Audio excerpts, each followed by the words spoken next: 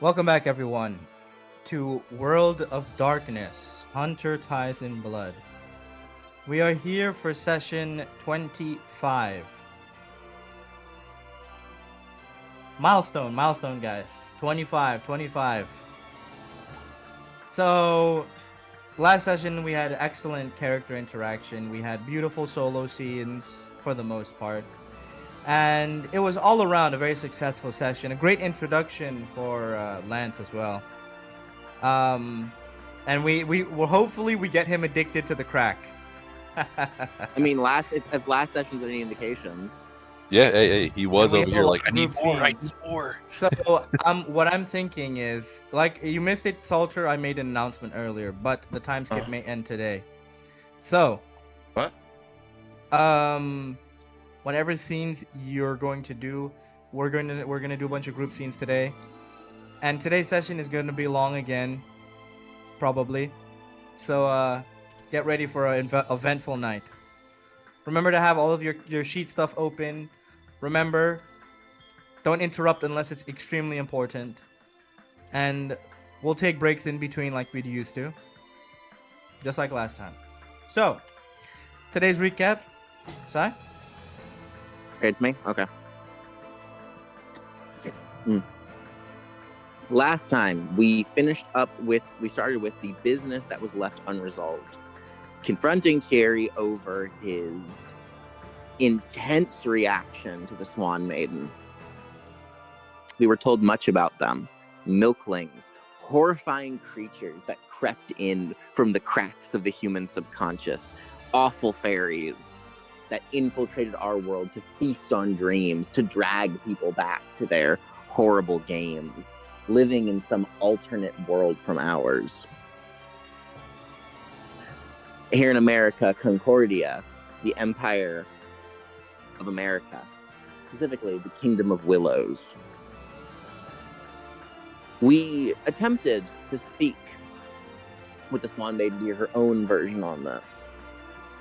And upon Hugo's slip of the tongue that we were Redgraves, she quickly jumped to the attention of the Red Branch Knights, House of Asphodel. Was it House of Red Asphodels? No, House of Asphodel, Redgrave. You got you, my bad. So, House of Asphodel, Redgrave. And she began to extol our virtues and our history as knights to get our assistance. Begging, pleading, willing to go so far as to bind herself with an oath. After Henry had explained to her that they had been betrayed, she was very quick to bring up the idea of a promise, really showing just how desperate she was. Of course, Hugo may have treated her rather cruelly. After seeing this tender side to her and this earnestness, caved in. A deal was struck, an accord, where her assistance would come at the price of our own protection of her. Thierry told us that we may come to regret this. We also learned a bit about his own powers, the power of the helper, the ability to use our abilities for his own. In a loose sense, a recreation, much like a play emulates a great feat of heroic mythology. The greater the feats, the greater the recreation. Now, after that, we turned to the real treasure of the Levisier, the one and the only, the great painting.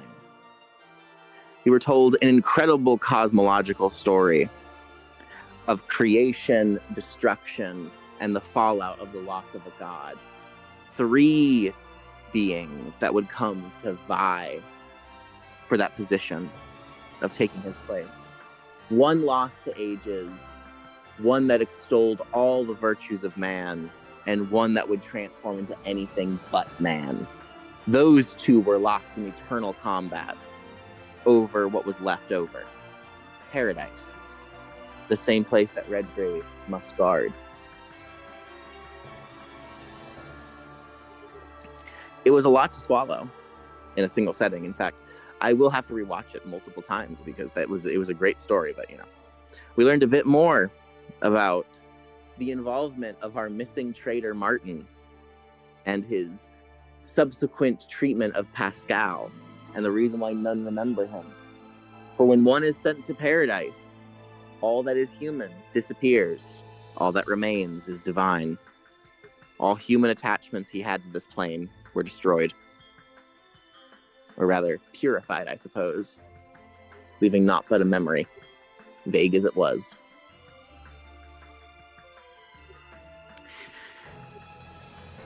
Tormented and by this revelation, Hugo nearly went on a berserk rampage, only stopped by Tony and the need to confront the being that he had been told of by Julius, by the other Vanderlyn, that he was the spitting image of Oneros. He demanded that he be knocked out.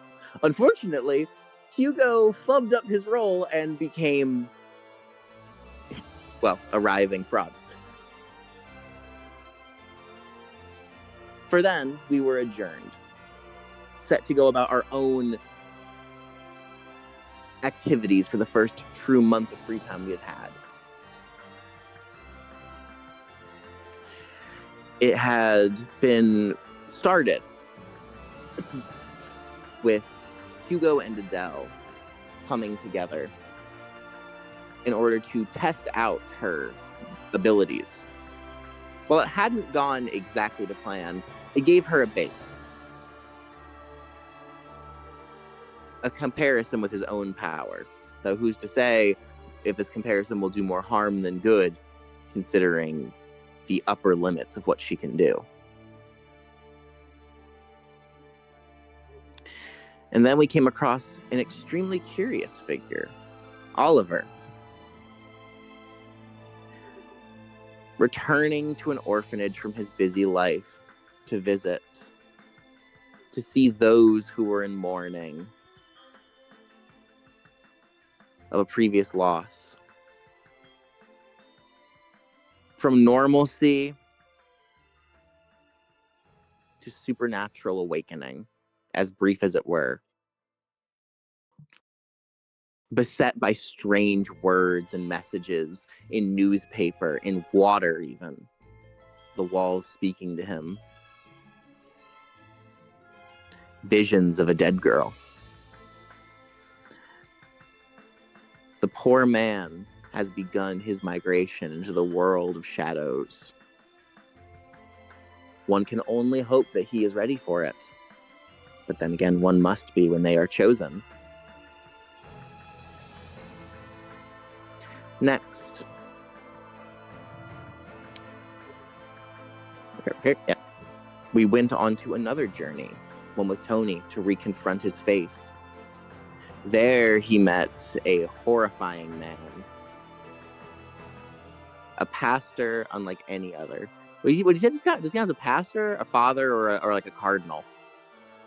Well, cardinals are ranks in the church. A cardinal would never just be in a church. Oh, yeah. If anything, you would either, in the church, you would refer to him as pastor, unless he is a bishop, which he is, but maybe not of the official rank.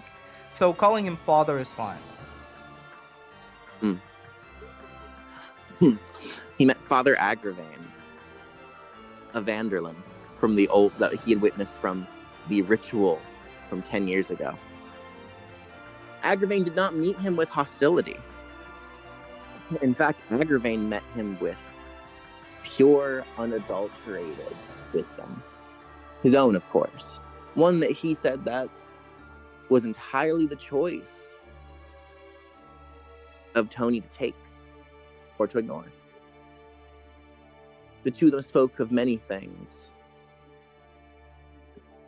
But when it came to the course of faith, he struck a chord in Tony and offered a glass of wine. Tony took it to confront what lay behind the sleeping mind. And we ended off with that for him. As he fell into the cold grip of a drugged stupor. What the fuck? Hasn't happened?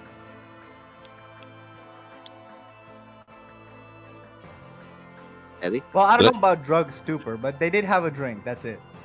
Yeah, I was, Man, I was making the meme. I was making the meme that I was over here. Did I actually repress that from my memory? No. No, Because you were like fine. literally, I remember us cutting off right there, so I legit thought he was drugged up or something. My bad. No. I got roofie. Keep going. Yeah. My bad. Sorry. Carl. Now Carl had an incredible scene of meeting with an old friend, Benjamin Dover. An old friend from the future, a conundrum of 50 years. How would that gap be bridged? He attempted to speak to him, to try and smooth things over, to try and come off as himself without scaring off the man. When the two truly connected, a miracle only for Carl. The man was affected by those 50 years. He peered into that closed box, saw himself and the relationship they shared, a bond of unbreakable friendship. It was a beautiful, hopeful moment in this world of darkness where two people found each other against all odds. They shared a drink, and Benjamin was proud of himself for finally getting Carl to come with him to a club and enjoy a drink.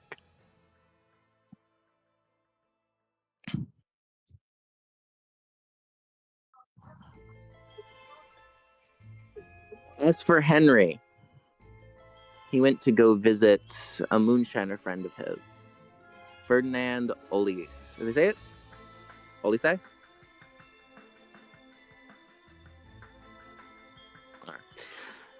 The two had talks about life, and Olise was it? Yeah. yeah, Olise. Oh yeah, Olise. Olise. Olise. Okay, gotcha. It was there that he was given an important talk about life, and more importantly,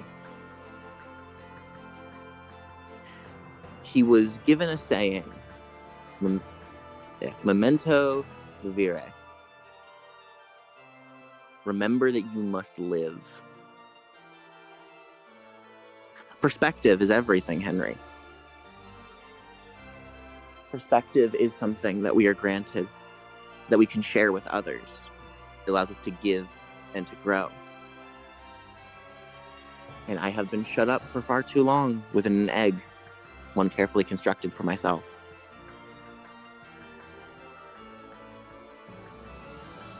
We shared, and I left after sipping the best moonshine of my life.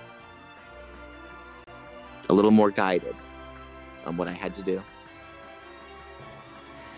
Now, as for Eleanor,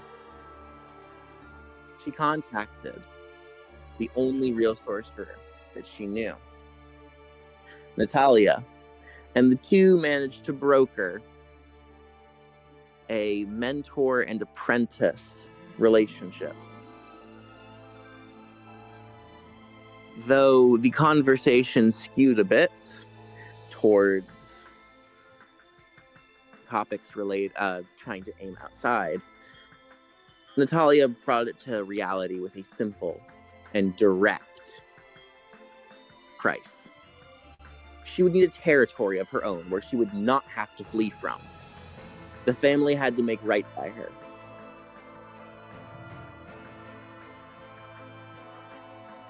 That was the simple price. Simple in concept, but difficult in execution. A place where she would be safe to perform all of her sorcerer activities. Quite challenging in this supernatural infested city. And we ended off with that, I believe. Did I miss anything? Sorry if that wasn't the best.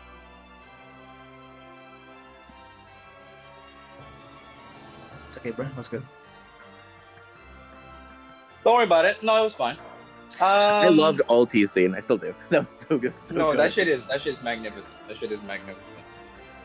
So Terakochi will take over his scene. He's requested this of me specifically. So, he'll set it up. Don't worry, I'm listening, and I will, be listening. But I'm gonna run down to the store to go get me some ice. In the meantime, so I leave this stage to you guys. Good luck. Ready, Violet? Yeah. Let's go.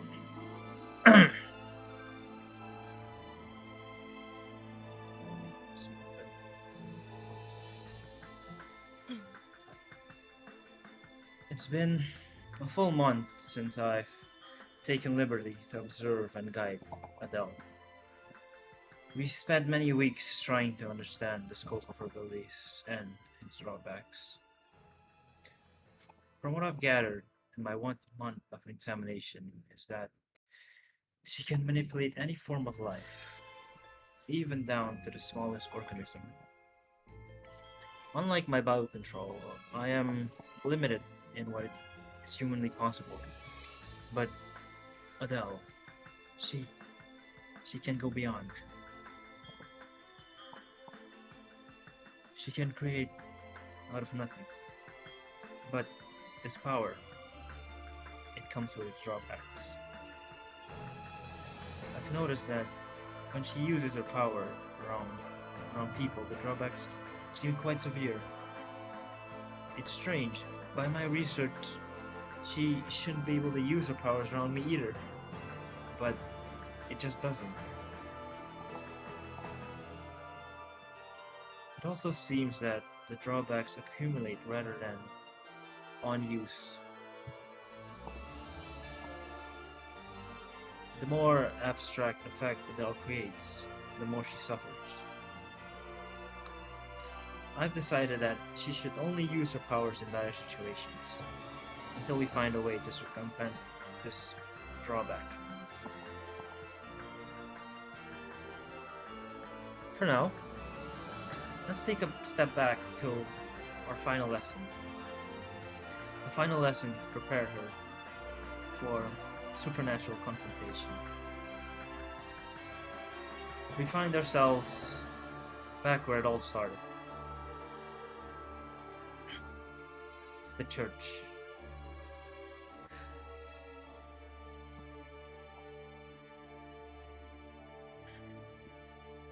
Hugo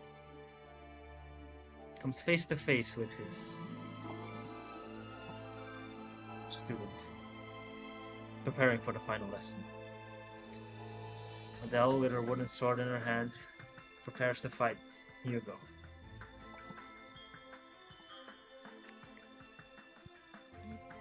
Well, Adele, it seems we've come a long way. I'm happy with the progress you've made over this last month. For better or for worse. So, are you prepared to face me as your final test? She takes a deep breath and exhales. She then looks at you. Yes. Well, let's get started. Hugo activates his biocontrol. Hugo. Please don't fumble it. It would be pretty embarrassing. Can I reroll for the scene? No way! Since Mystic, No, since Mystic no, isn't here for no. this scene, I'm No. gonna. No. No? He No. did Oh, it really? again! No. Really? Okay, fine. Fuck.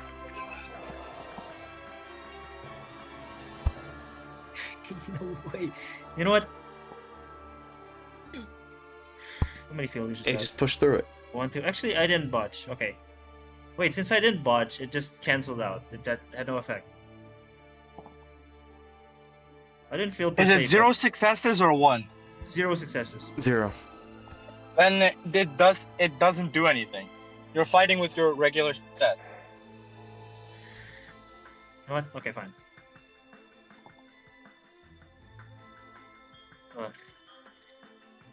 It seems all this trading has affected my ability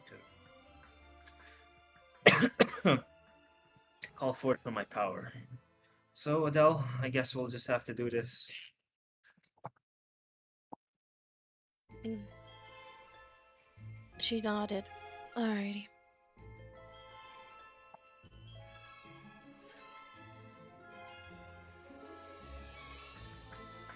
Well, let's get started then. Mm. Please,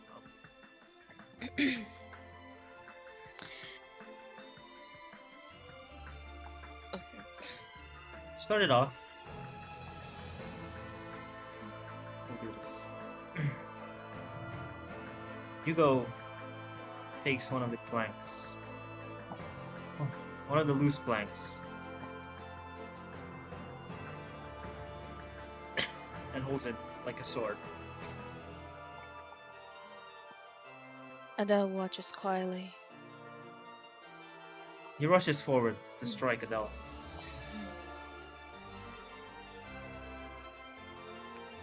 Wait, let me roll for this. She moves the last second. Wait, I need to roll. Oh my god. Bro, that's the other. So 60, 10.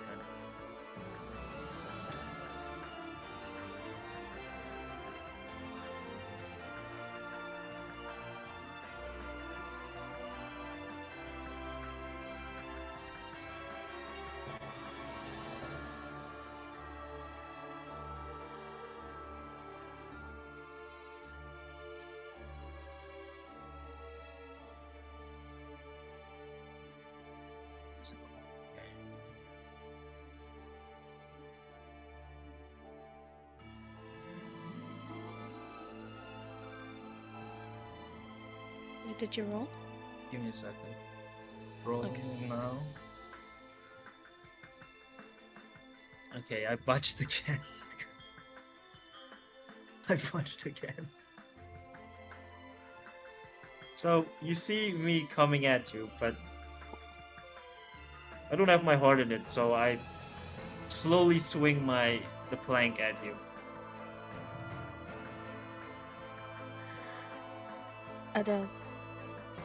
Adele sees and then dodges it.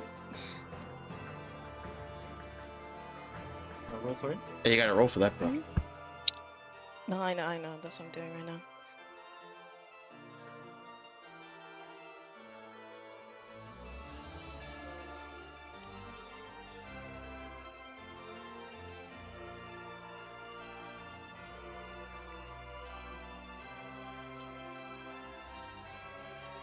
Damn.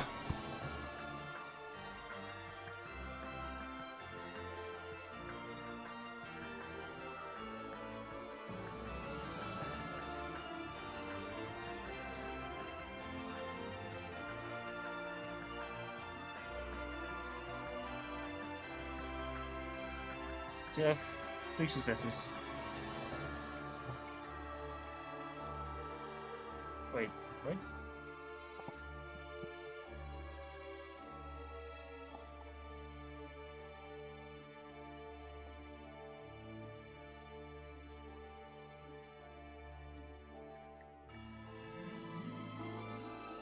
Adele? Hmm? Did you dodge? Oh, you dodged? Yeah, I dodged. I don't Okay. know if that's. I don't know if something happened. She successfully dodged it. Counterattack?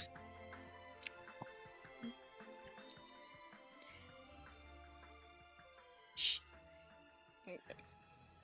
she then used her wooden sword to hit him in the stomach. Okay, now I should dodge. Please don't fail. I don't want it to end like this. Damn.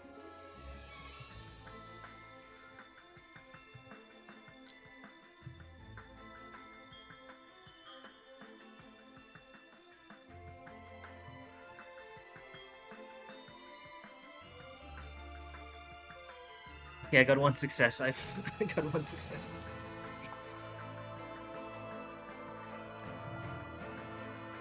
Hugo barely managed to dodge out of out of harm's way. Barely by the skin of his teeth. I avoid getting hit. Knowing how dangerous it is close range, leaving an opening for myself, I throw my wooden plank at Adele.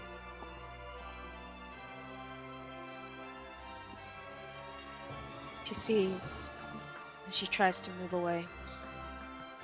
Yes, let me roll for it. Let me see if it hits. I need to dodge.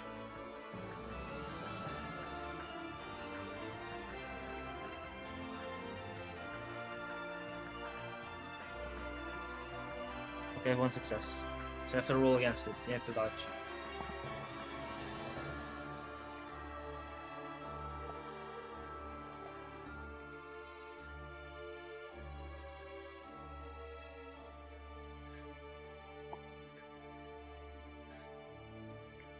Okay, good. You managed to make it out of town.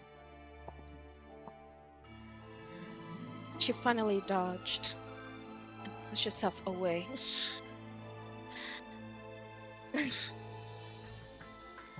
He stands there, steady and looks at Hugo.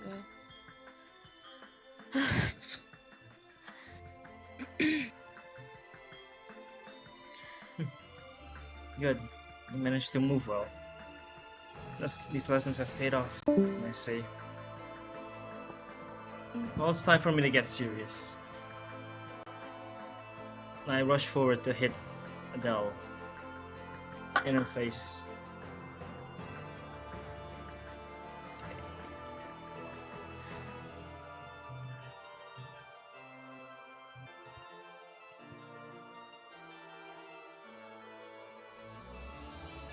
Oh, thank God.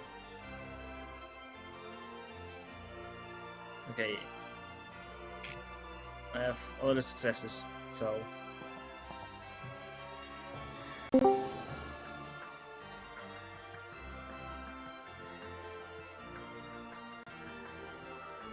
are you gonna do?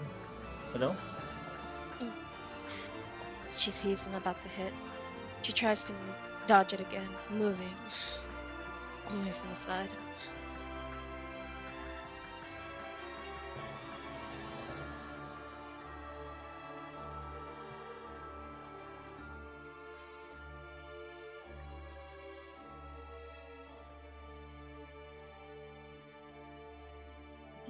This is that.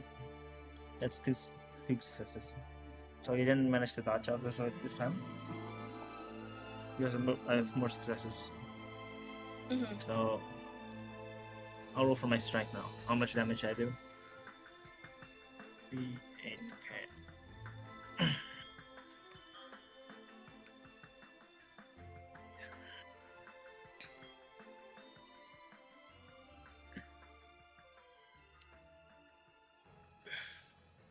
For damage, it doesn't like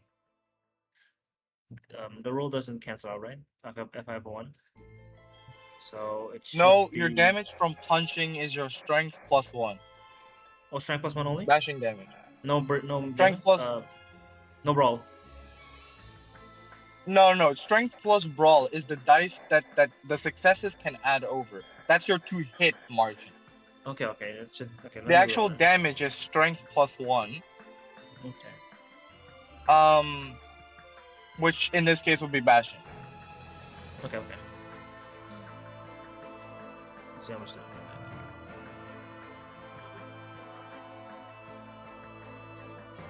Okay, so 3 and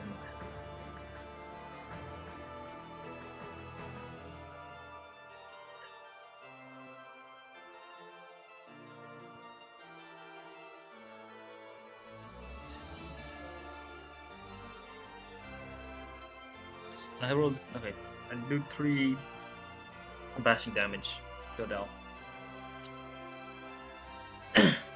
Unable to dodge in time, Hugo fully punches Adele in her face, sending her flying just a few inches away from him.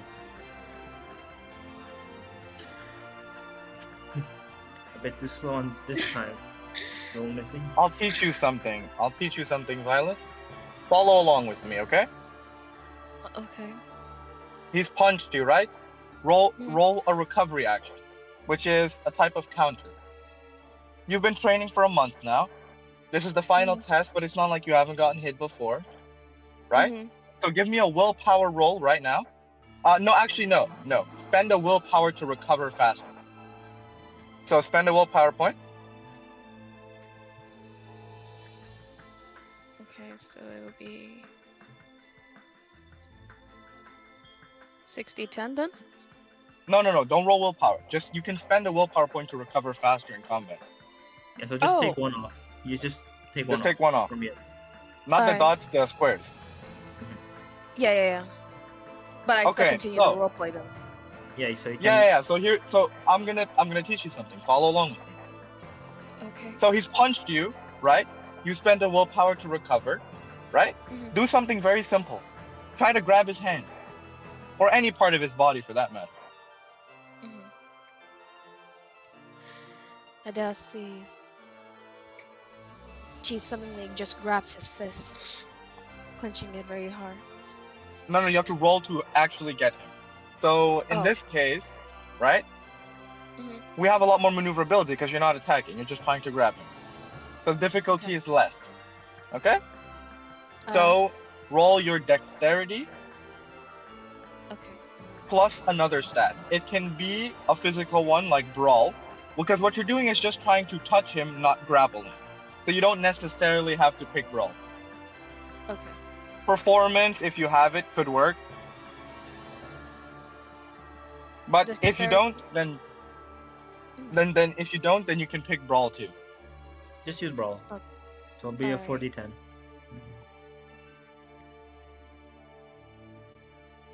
Okay, the difficulty is 5. Do one cancel the successes out? For the Or- roll, Yeah. then yeah, Okay. Then obviously. you So that's a she botch, botched. right? Yeah, she botched. So you get to do a counter offensive against her. So she's grabbed onto your arm. Now she has created an opportunity of attack.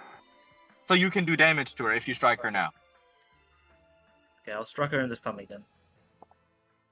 Okay, then roll your roll. Well, you don't Yeah. have to roll to hit because she botched. So roll Okay, the so damage. only. Okay. Only.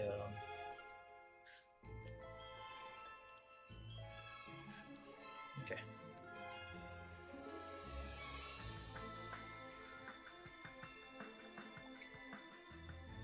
One. In damage, ones aren't don't take away from successes. So you did That's one just one. bashing damage to her. Mm. Violet, roll willpower to maintain your grip, despite the pain. Okay.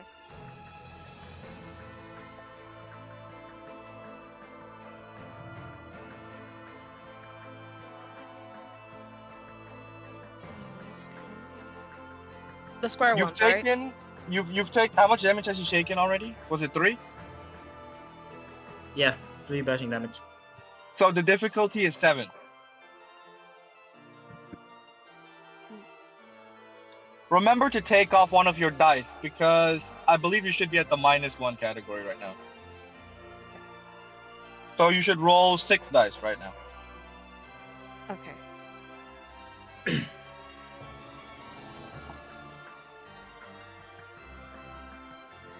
So it would be 60-10, right? Yeah. Yes. Okay. Oh, That's oh, successes. not bad.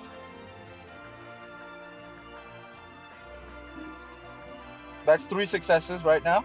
Very well done. Okay, so you maintain your grip on him. Now's your chance. The effect is very simple. Your Wistish Earnish. It's to get him to stop. That's the effect. I'm helping you. This is a storyteller thing for now. I'm teaching you Okay. something. The effect you want is very simple. You want to stop him in his tracks. So that's the effect you're asking for. Your hands are on his body right now. Roll a read. Mhm. Okay. So...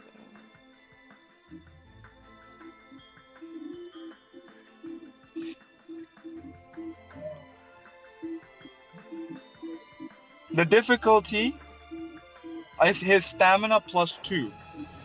So he has 5 stamina plus 2. That's 7. Yeah.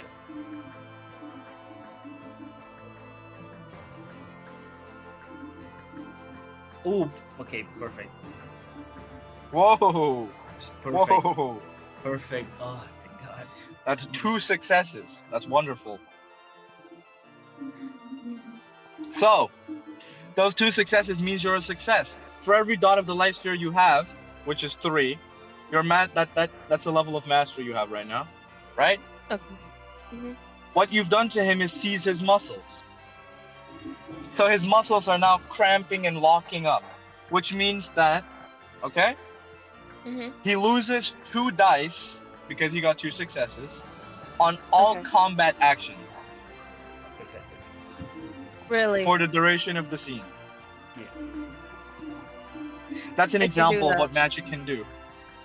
Okay. Magic is it's like making a wish. You wish for something that's within your scope, and your magic will try to grant it to you. Mm-hmm. Have you learned something? Yeah. That's still new to me. So you've taken dice penalty, Teratochi, but the cramping lasts for the entire scene, which means before committing any subsequent combat actions, you must make a stamina check. But because you have iron stamina, you roll at reduced difficulty. So Okay. you'll make a stamina check with difficulty 6, in this case, just normal standard, in order to do a proper combat action. Okay. So this is an example of how fighting goes between the two of you. Mm-hmm. All right, continue on. And the combat when you're ready. Yeah. Okay. Let me pull up So an I. episode. Yeah, you just So I use have. the power on me. Okay. Hugo, in his attempt to teach Adele her final lesson, makes a fatal mistake and lets Adele touch him. He feels his body crumpling away. All his muscles start acting up. Oh shit. Oh. God damn it, Adele. Good job. But I won't give up that easily. I ready myself for another attack.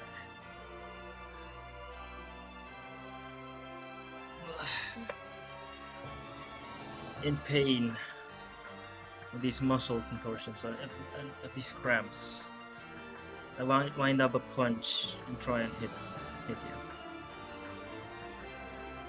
Almost.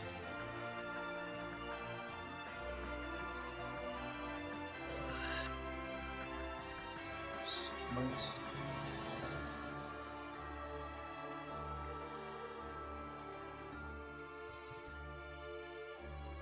Okay,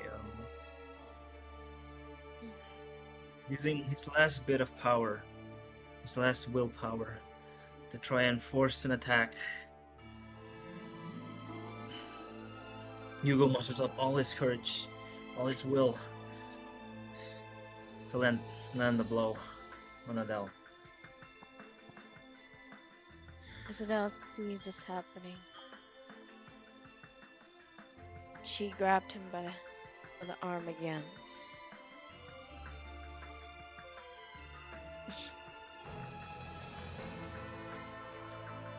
But the punch is still coming at you, so you need to either dodge or block the attack.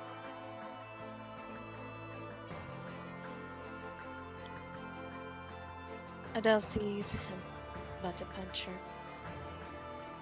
She quickly dodged. She tried to quickly dodge his attack.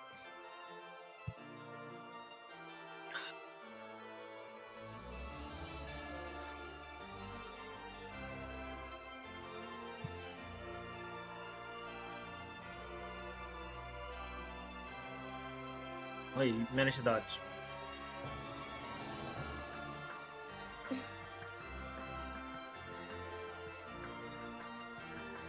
She, as she quickly dodged it successfully, she then tries to punch him.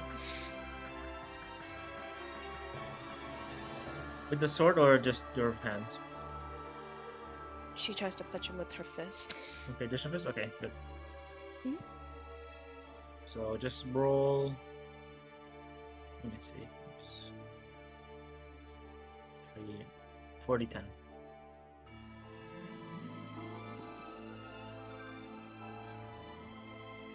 Okay, you managed.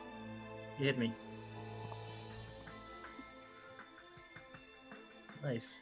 Okay, now you just roll Time your for a strength. second action.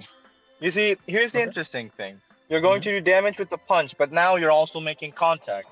So you can stack a magical effect on it in the same turn. That's because magic, when used like this, right, doesn't Mhm. actually take a separate action. So it's combining a physical action and hiding your magic through it. So you're Okay. going to you hit him, right? Yes. Right? Yeah. So usually you tell me ahead of time, but this is a practice thing, right? So Yeah. roll again. Your A read. The effect you're Okay. asking for is very simple, right? It's to Mhm. increase his pain. Okay. Arite, right? Yes. Yeah. Okay. So Hope you don't botch. Ooh. Actually. No. You guys Oh are This is the no. just pain. Oh This is the cooked. pain of Yo, magic. you jinxed her, bro.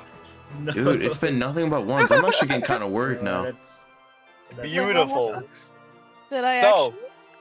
you do damage to him, but you accumulate because you botched, right? Mhm. Mhm. You have to get 2 paradox points. You're lucky that you're fighting Hugo, who doesn't count as a witness. Okay. Wait, no, it might be 3 actually. Hold on, let me check the sheet real quick. Mhm. Give me one moment. Let's see here. So on a coincidental botch, gain 1 point of paradox per dot in the highest sphere used. So that's life. That's what, yeah, 3. 3 paradox points. You're at 5 now.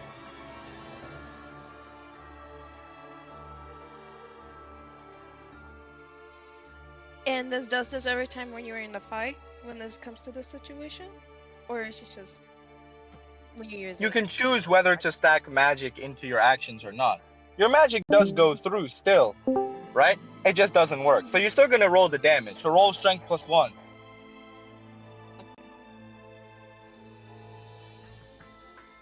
What was it? Strength +1. Strength +1. Strength plus one. Okay.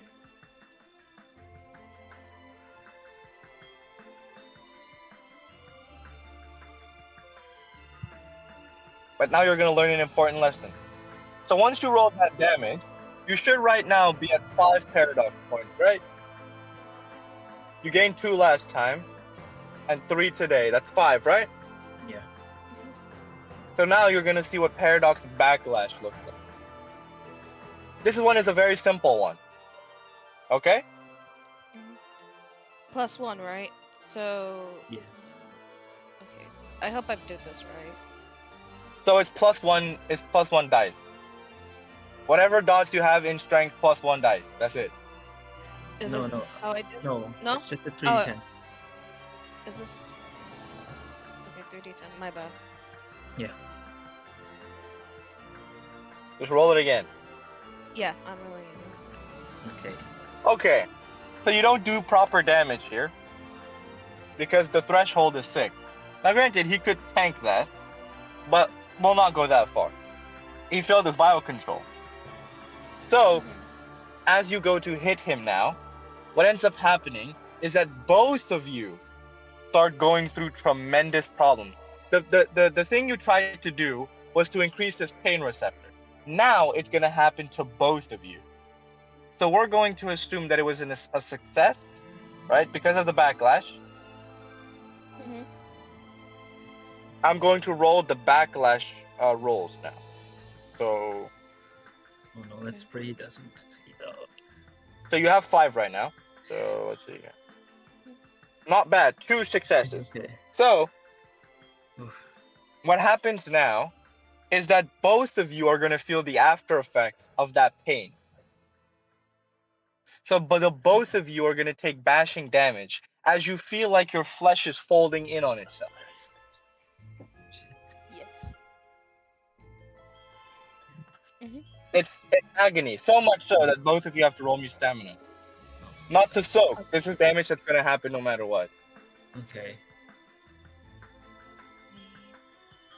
Just only your stamina then. Mm-hmm. Yeah. Just so we can gauge what it does to your body. All right, 3 for Terkoshi, not bad. Let's see yours.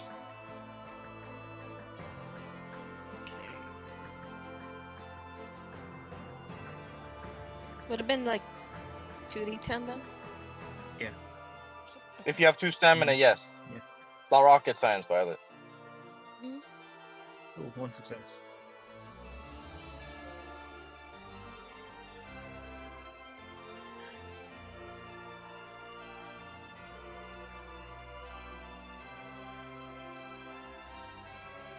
So I had Okay, so 1. Mhm. So we're comparing it to the successes of the paradox backlash roll, which is 2 successes, right? Yeah. So you failed 1, so it's a lot worse for you than it is for Terracocha, which makes sense.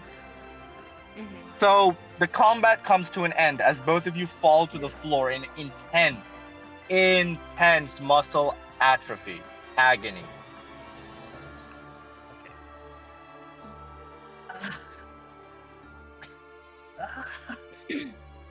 No. Oh. Oh! Oh, shit.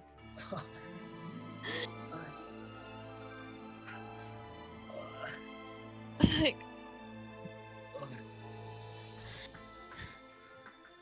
Hugo feels an intense pain coursing through his body. I feel like my biocontrol is inversing itself and ripping me from within.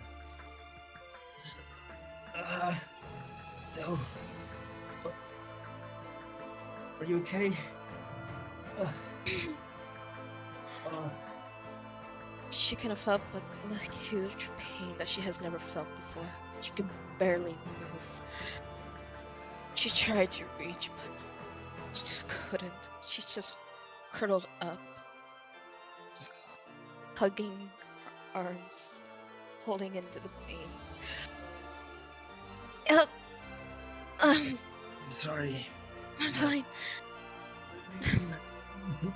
Gone a little bit overboard. Yeah. Hugo tries to stand up.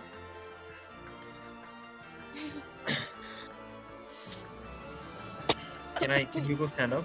Or do I need to roll for something? Do I roll for it?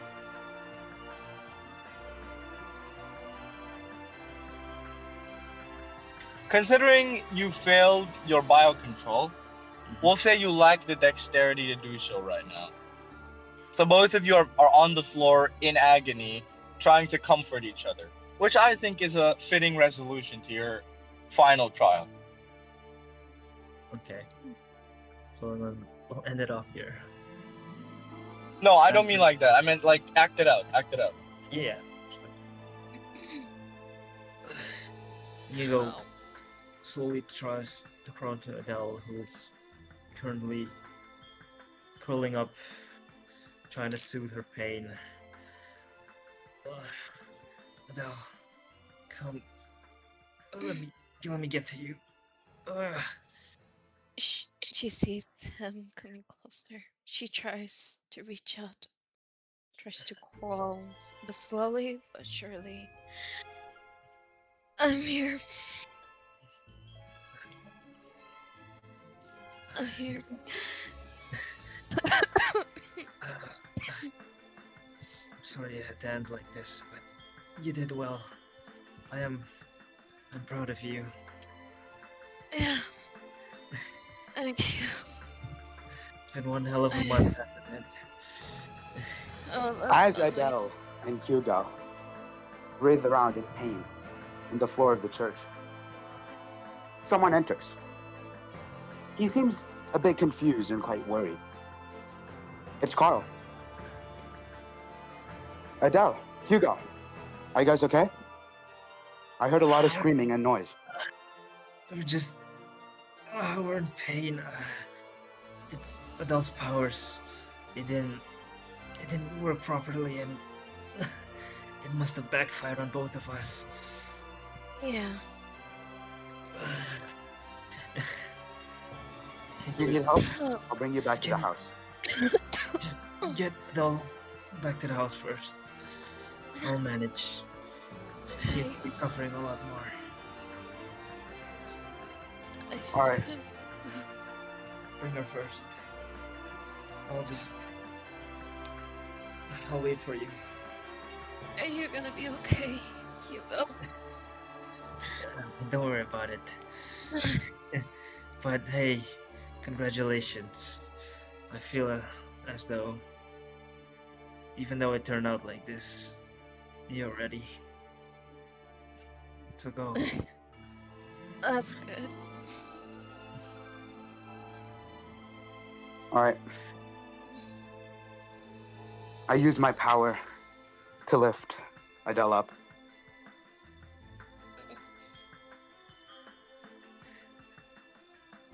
And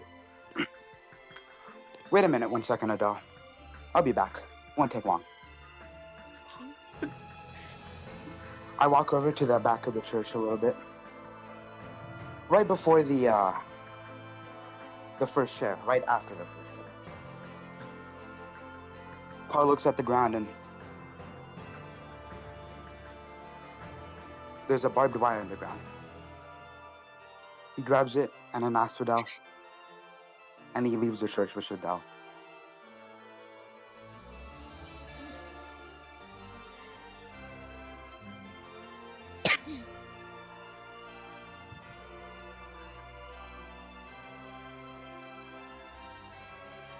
You go alone on the floor,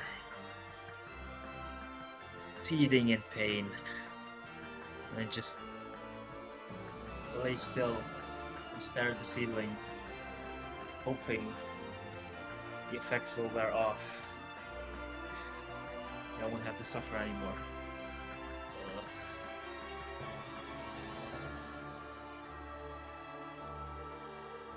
Take one last look at the ceiling of the church, reminiscing when we first entered. Close my eyes.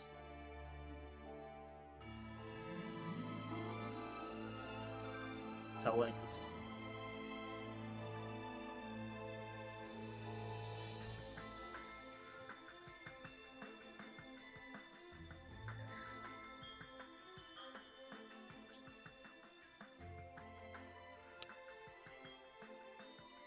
Alright, who's next?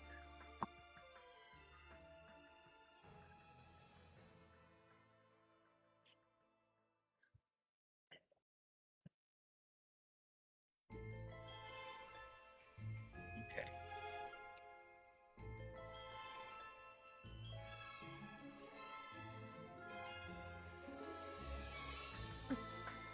I suppose it would be, Tony.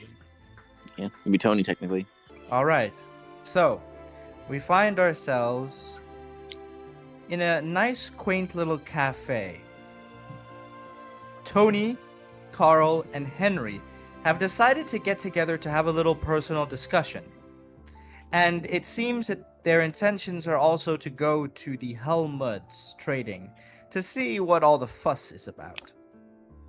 So there's a few things they wish to discuss, namely informing Tony about what he missed with Ulrich, whether they think that the job offer is something they would be willing to risk, as well as what Helmut Trading could potentially offer them. You guys take the scene. Henry, in a surprising amount of joy, is actually after you had heard about his lack of taste buds, the fact that he is so enthusiastically digging into what appears to be a slice of it's gonna be some form of almond pastry with praline on it, and he enjoys it in some strange fashion, even with a lack of taste buds. Perhaps he's just reminiscing with his own mimetic memory about a taste from long ago. So, that is still possible, correct? Storyteller, I am able to recall taste through that through my absolute memory, right? When it comes to feelings. You can, but it does feel uncomfortable still.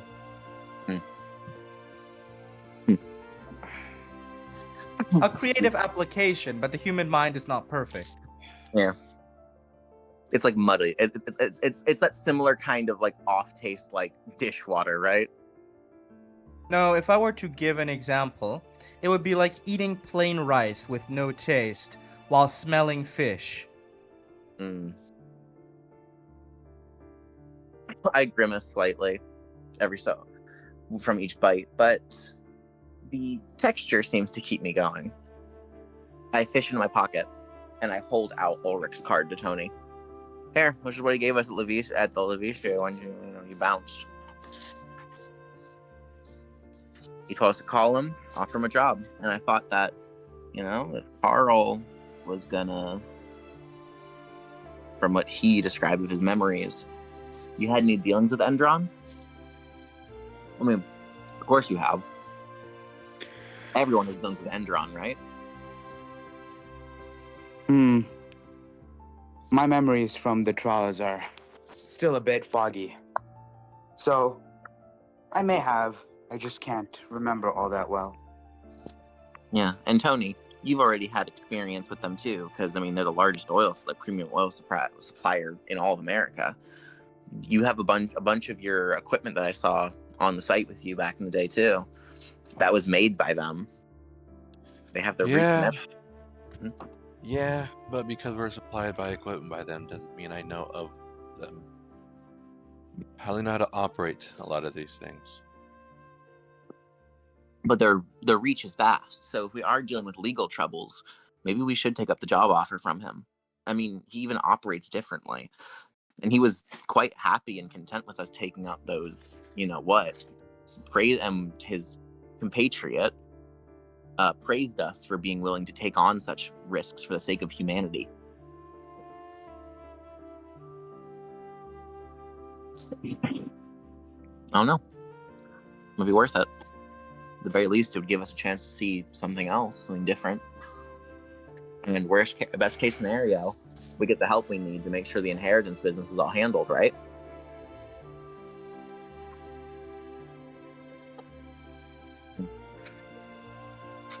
Yeah. Do you ever intel on what this job offered? What made him give you guys this offer? He saw it work, taking out what.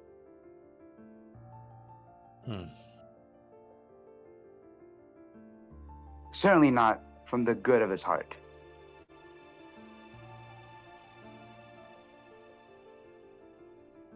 So we would become his special little private eyes then, huh? Yep. He told us that he'd tell us the job details once we called him and we were interested.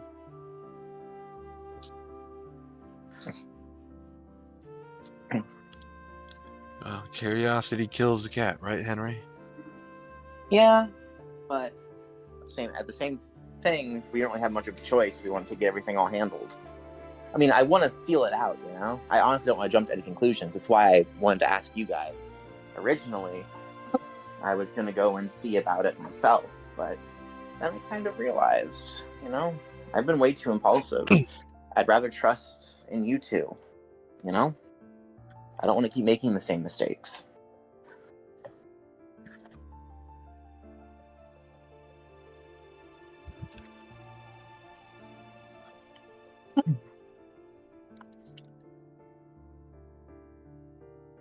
Well, look at you, little Henry. Good on you for growing. But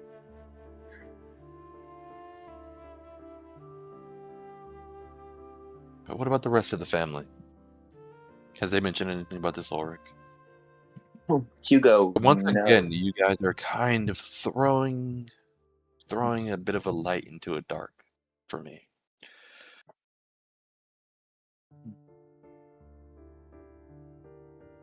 I think if you want to further conclude the family into this, I think we should probably have a bit of a better discussion of it together. Get the accounts of everyone. Yeah, I agree, but let's be honest here. Between the three of us, the reason why Hugo had the confidence of allowing me to discuss it with you guys is because the three of us are the most, besides him, of course, combat oriented. Let's be real.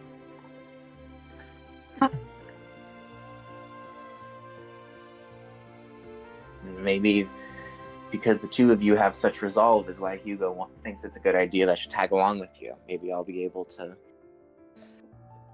build myself up similarly.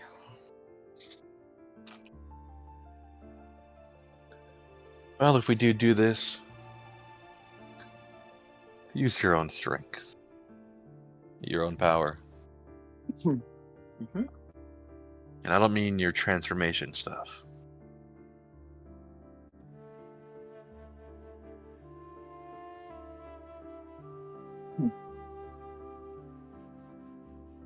Got it. I see. I'll try to figure something out then.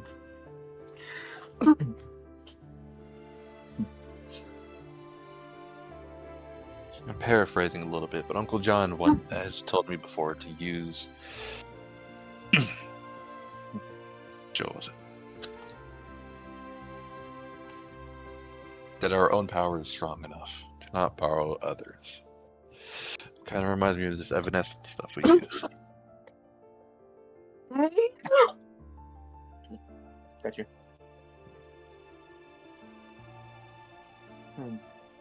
You sure like saying that word, don't you?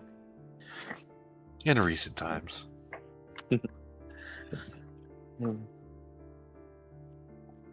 So, Carl, from your point of view, we should still consider this job, yes? Especially if it helps us with the inheritance business.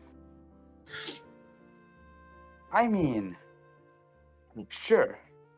But you do have to keep in mind that this Ulrich, they most probably have ulterior motives. You have to be aware of everything that's going on. Don't trust baseless compassion. It often turns out to be bad for you. I agree. You can't always trust what you first want to believe. It's important that I get other perspectives. God, you guys sound just like him. I look at my coffee, and for a moment, I really do wish it was moonshine.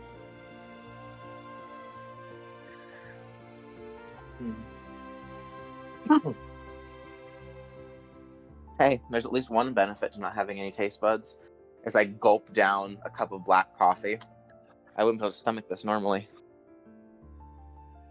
Yeah, but still quite a bit of steam going off that Henry. You know, at least feel the pain from it. My eyes water slightly, but I refuse to give you an answer.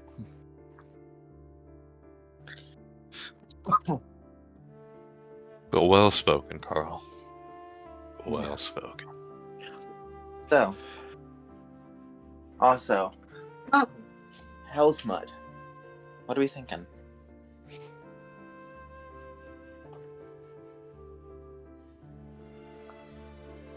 What are we at the market today for?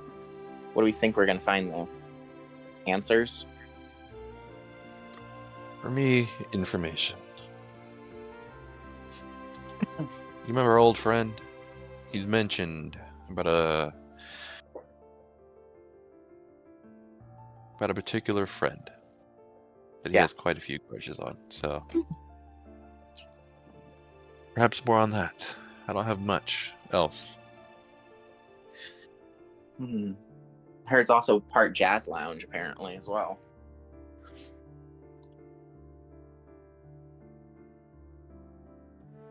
Who knows? We'll play a nice song for the one who gave us our trials. You know, maybe we should have a toast to him later.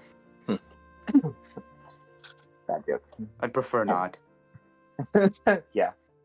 I'm If sure only you you could stomach it, then sure.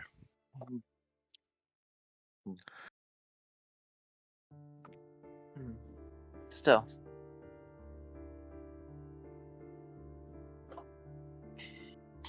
We're there for answers and possible advantages we can get. Though, I'm sure we'll run into probably at least some like-minded people, or maybe we'll find others who are interested in striking a deal. I doubt people who hang around there are just minding their business. You know what I mean? I'm sure there's going to be plenty of sharks swimming in the water with us. Of course. Now, the better question. Which names? Do you guys really think, let's be honest here, aliases are going to mean anything there? They're going to know who we are. If it is the person we think it is, then he knows we're coming. He knows who we are. And maybe when doing illegitimate business, being loud and, more importantly, being honest is best practice with someone that powerful. Of course, but you have to think of it this way. We go in there. Then it only makes it a little easier with aliases. It'll help a few more people stand out just a bit more. 'Cause I can go in there with my eyes. You can as well.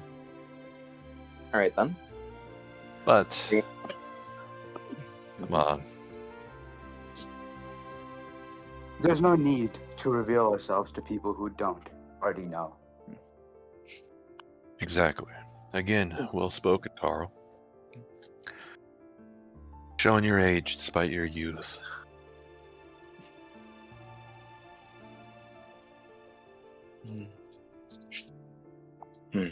So, I vote we use our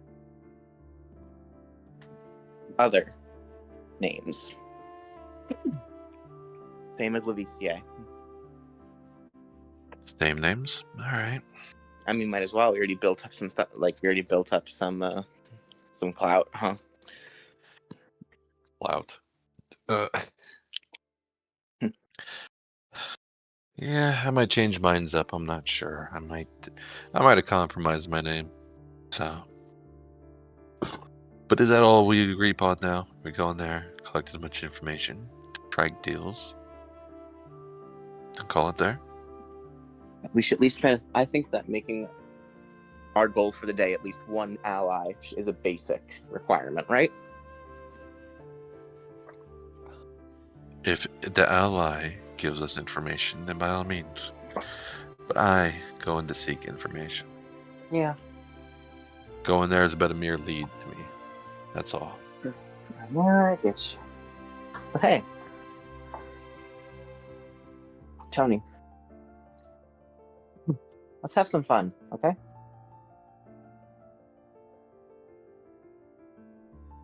Being Yeah, as much cautious as is we can. important. Exactly. But no fighting, please. And indeed, I have no intention of fighting. It was for me, not for you. You sure? I've been more of a firecracker than you've been. Seriously, don't be so hard on yourself. You've had more reason to be up in arms than I do. Besides, I trust you. I know Carl does too. You're our reliable older cousin.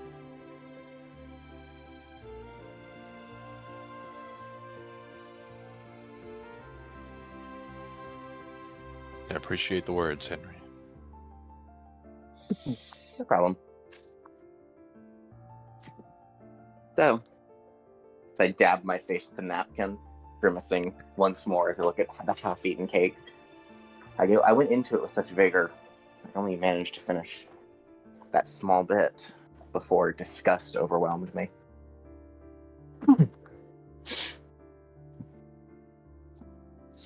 All right. I take it So we we all should. come to a conclusion?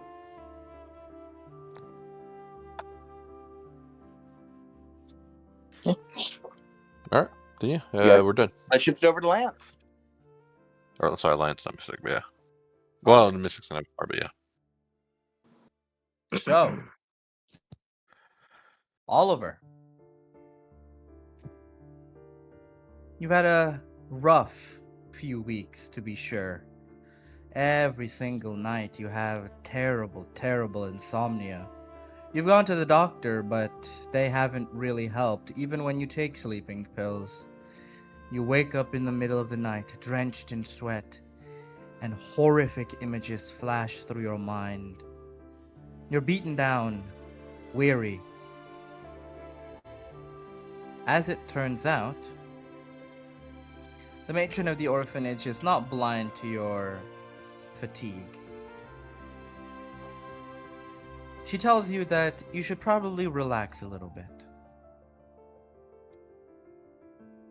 There is a lounge where a friend of her plays music. She recommended you go there for some leisure.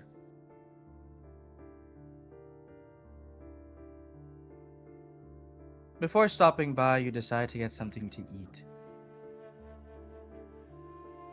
As you enter the cafe, something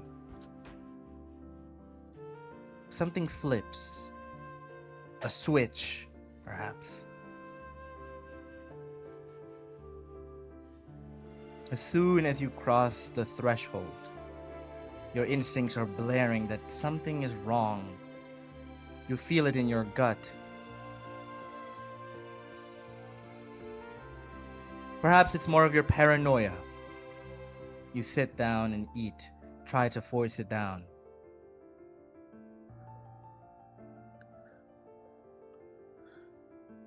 Oliver, taking this moment to sit. His arm up onto the table. His arm and shoulders stiff with tension, like a locked spring ready to pop out from all that has been happening. He takes what he can, takes some energy, some nutrients, something to just keep down this food before he wakes up in another cold and fevering sweat. He rests his hand against his forehead, looking down at the pastry, taking one other hand to have small bites of it, trying to savor at least some sort of taste of pastry, considering well, whatever the hell this is. I really couldn't tell. I took a moment to pinch the bridge of his nose from the arm that was raised up on the chair on the table. He exhales for a moment before looking down from his collarbone down to a little part in between his jacket, seeing a little crossé that's tucked underneath it. His mind just keeps drifting back all the time, it feels like, echoing in his head of that day. It's almost like it's unbearable. It's like he could shatter glass, or maybe he could shatter. He pushes that thought away from his mind, shaking his head lightly. So he just lets his hair hang over as he tries to wipe off some sweat that was building up on his forehead for a moment. He mumbles under his breath for a moment. Give up, please.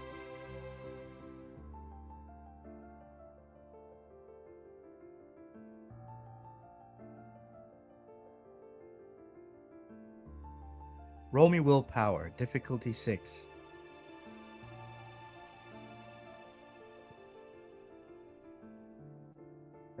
Uh, 5D.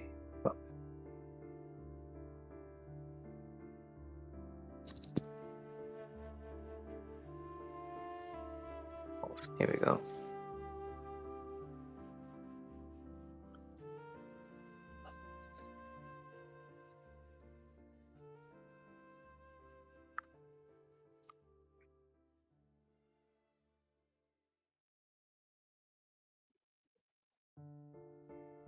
There we go.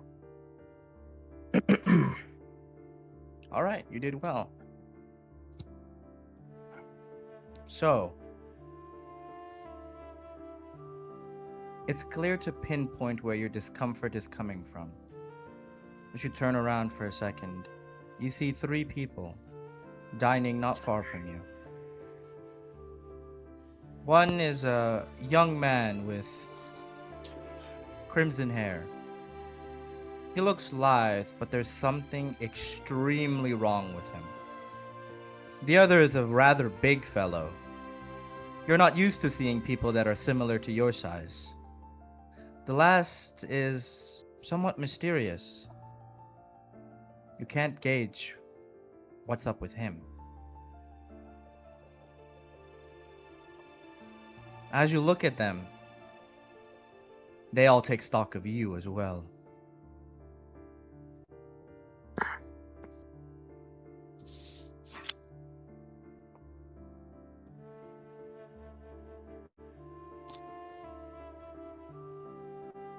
Let's have himself take a moment to stiffen his body, realizing they look at him.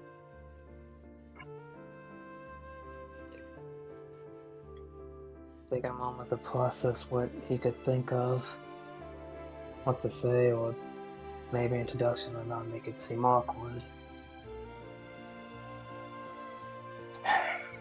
He shook his head before tracing down the pastry that he was eating, the table before raising from his chair.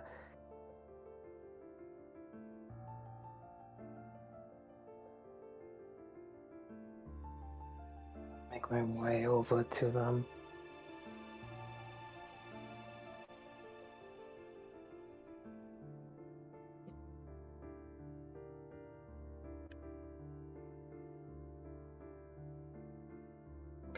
As Oliver just take a moment, he had himself raise his hand. Hello. I've seen elderly around before.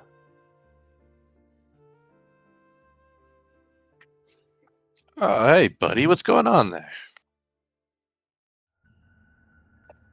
He tilts a bit to the side. They take a moment to fixate his gaze from him, just trying not to show a bit of the wear and tear on what's been happening within me.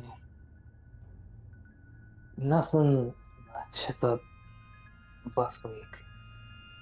A couple. Hang on, I'm sorry, can you speak a little louder? I kind of can't hear you. Alright.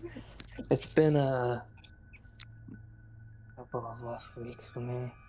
But I think I'll be fine. But never seen y'all guys before. Kinda caught my eye. Buddy, a rough week. You're approaching us like this. Are you on the juice or something, man? You kind of look like you're coming down. I think I might know a guy at a church that could probably help you out if you're willing. Oliver will have himself wave his hand up for a moment. Kinda just like, kinda weak like, nah, I'm not sure. I've just been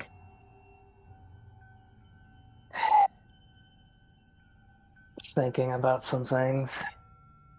Into the bridge of minnows for a moment. I try to reminisce. Anyways,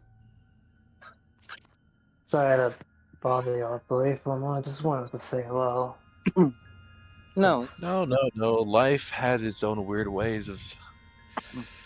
people meeting together. What is your name? Me? My name is Oliver Bonadi. Oliver Bernadette.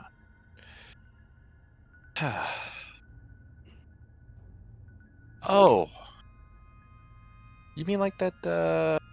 Oh, what was it? That little orphanage that's not too far from here. I remember I did a few community deeds for them a while back. Orphanage. Oh, I'm surprised that anybody.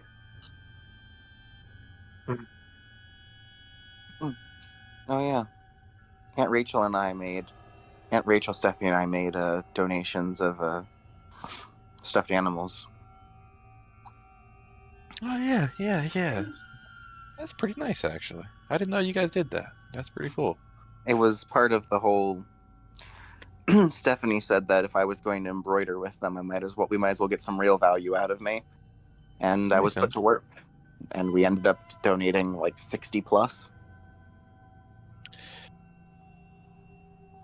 Oh, fun. dedication shows truth and all. But now, Mr. Oliver, There's a scene. what brings you here to this table here now?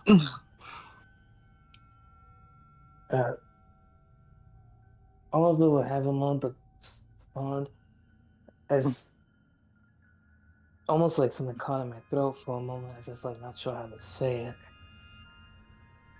Hooking my hand up with my finger back, I was like, and then I turned my head to the side. This might come off as really crazy, but I had a weird feeling over here. It's just nothing. It's probably nothing. Maybe I'm just strong.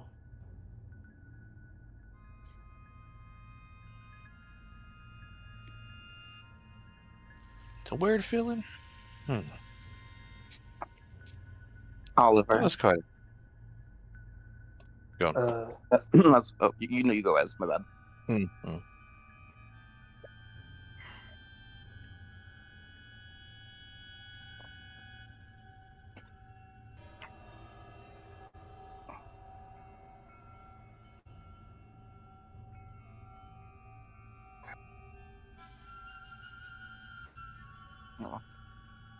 Oliver, do you mind if I ask you something?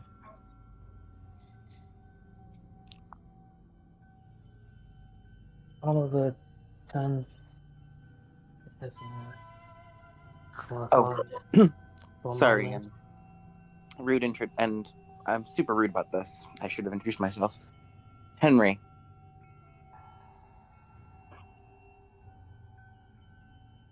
Nice to meet you, Henry. Now, this might sound even stranger than what you were saying, but what do you feel when you look at me? What? Mm-hmm. Do I seem off to you in any fashion? No, not as a person. I just take a moment to look down for a moment as if I couldn't make with his eyes for a moment. Just this innate feeling of wall as I look down to the ground before looking back up. I just feel oh it's nothing. It's probably nothing to do with you. It's just You know, maybe the reason why he feels strange is because you can tell quite obviously that he plays for the other team. You did ask.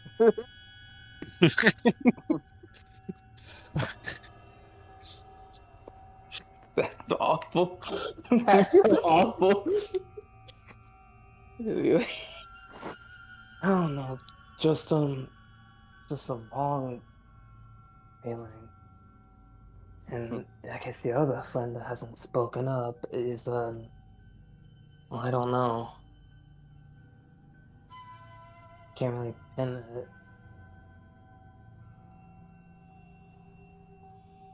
Oh, me? Don't mind me.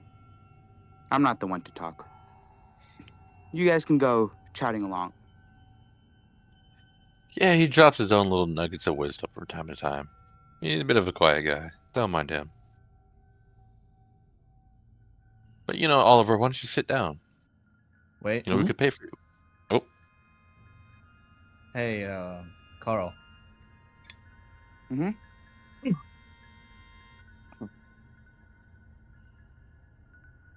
Roll me ooh, Ah, shit.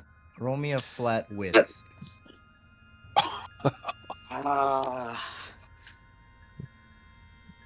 Okay, give me a minute.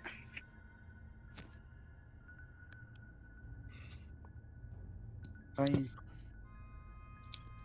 My ways.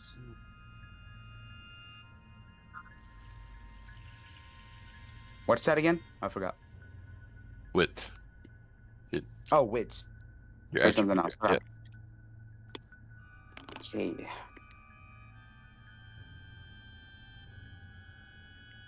Oh, Damn. shit. 2 successes. No, the part is this good. All right, fuck it. Everybody shut up. Let's go. So, Carl, your fractured mind is starting to sort together a little. And memories from the alternate reality are flooding in. This man, Oliver, you remember him, though not in the way you think.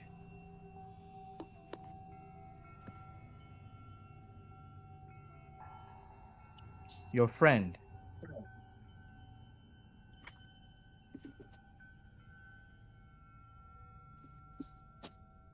Not Benjamin, but rather some of your other associates at the office. Your assistant for many years as well. The one that came after Benjamin. Turns out, he was killed by this man. And that's not all. In order to cover it up, you were the one who ended up killing him. Can't have any scandals, can we?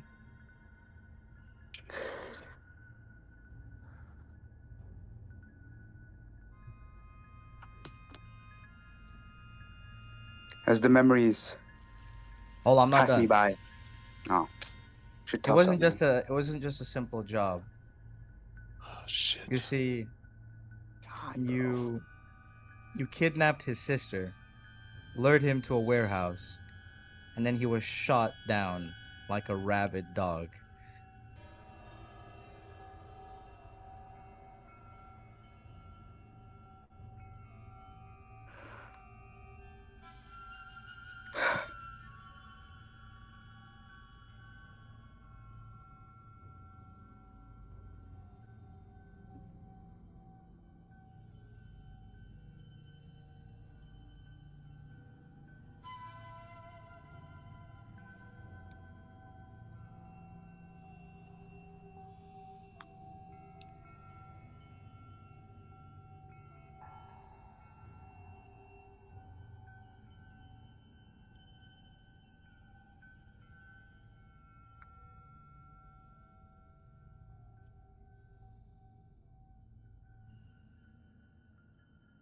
Are you done? Yeah. My bad. At that moment, I felt my mind acting up. A train of memories rushing through me. Something that I'd long since forgotten. Come back. I know this man. This Oliver fellow. He was the one who killed my associate. And my other workers. I remember how I had payback. Kidnapped his sister. A great bargaining tool, in my opinion. I take a good look at Oliver. Now with a look of recognition. Say, your name's Oliver, right? Although it just takes a moment to reaching the back of my neck and rubbing it. Yeah. You seem oddly familiar to me. This sounds weird, but do you perchance have a sister? With that, my eyes would get a bit sharper for almost instinctual for a bit. The slight pupils dilated. It could have come off as before I slowly laid my hand to my side. I did. Why do you ask? No, nothing much. You look like the type of person who'd provide for his family, you see. You have more of that family look to you. Anyways, take care of her, will you? We don't want something bad to happen to her. She's dead, if that's what you're wondering. Oh, my condolences.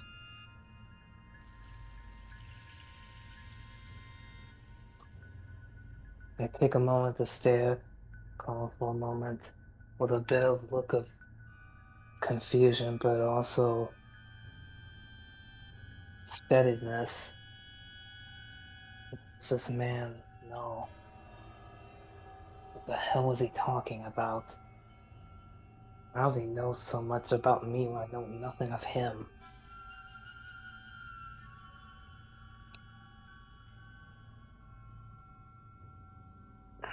Oliver takes a moment to try to getting a bit of calmness. Maybe with this high strung. You know everyone who your sister was in contact with, and she never told you about anybody like this. So, how does this man know about your sister? Maybe there is something there, something you missed.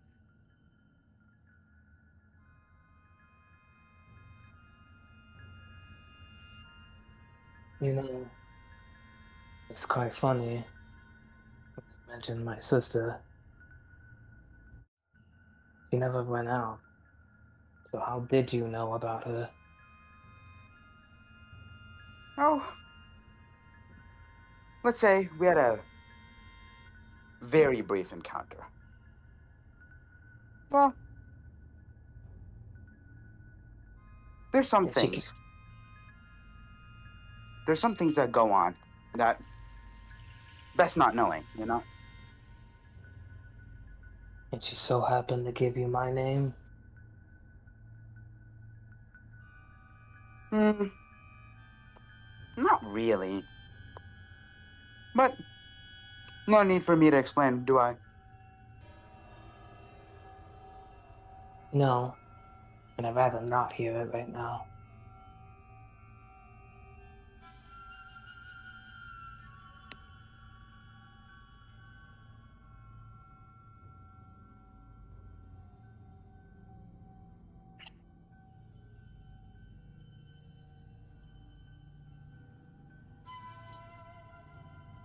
Take a moment to look away.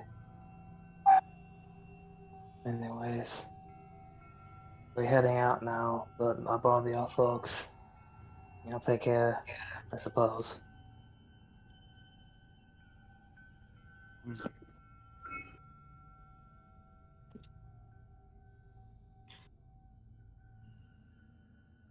Well, I wish you a lovely rest of your day, Mr. Oliver. I hope that we'll meet again.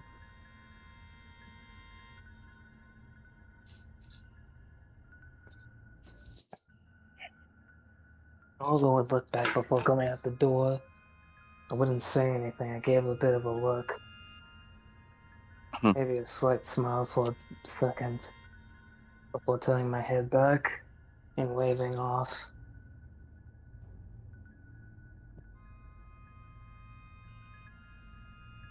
Carl, once we're sure that he's gone, I'm going to just turn to my cousin. What was that? Did you actually know his sister? Oh.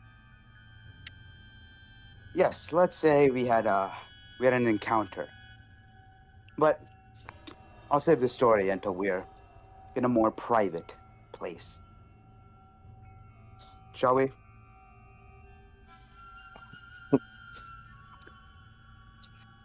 Henry's eyebrows, my eyebrows raise slightly as I give Tony like this is probably going to be a very stressful situation kind of look.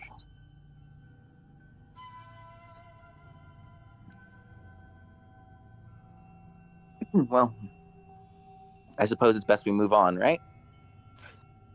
Off to Helmud.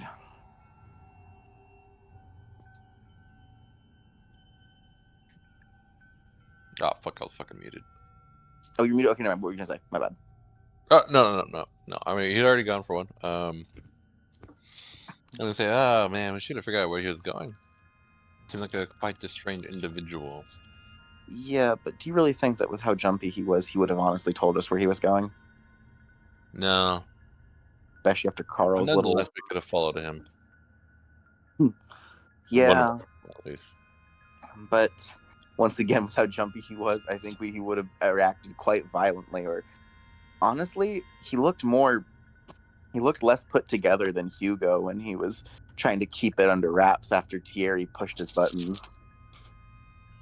That's the part that I'm afraid of. Yeah. If we pursued him, I'm thinking he might have come undone. No. He seems like quite the family man. I just hope he doesn't do anything to harm them.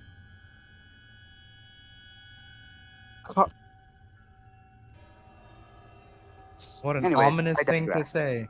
Wouldn't you Yeah. ever since you've gained, you know what? You've been talking kind of ominously.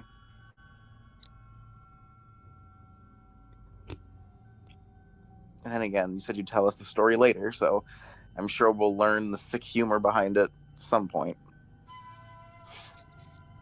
Hey, why don't you do it right now? You guys are walking down to the helmets, right? So I assume you all wrap up and start Yeah. walking to helmet. Yes. Yes. Yep. So, Carl, perfect time to tell the story. Oh boy, okay.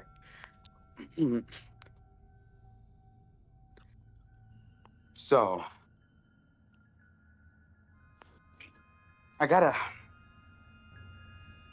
let's say I gained some of my old memories back in that place.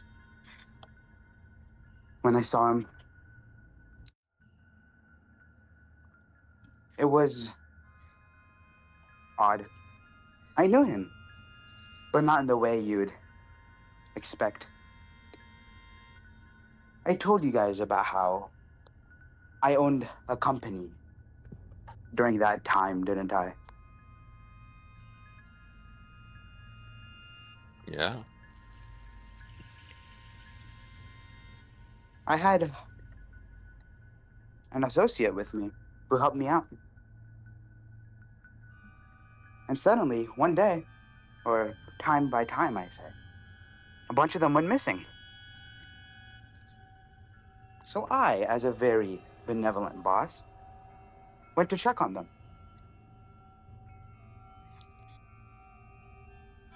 And I found them all murdered. But guess who? Surprise, isn't it? So, I had him pay the price for it. Very simple, very easy to lure him out. Just take one of his possessions. And in this case, that'd be his sister. And, as expected, I know we all know what comes next. Unfortunately, he did not survive. Simple as that. Neither did his sister as well. As soon as you were done, you shot her dead too. Easy to sell the yeah. bodies away too. And his sister? Unfortunate consequence. Nothing I could do there.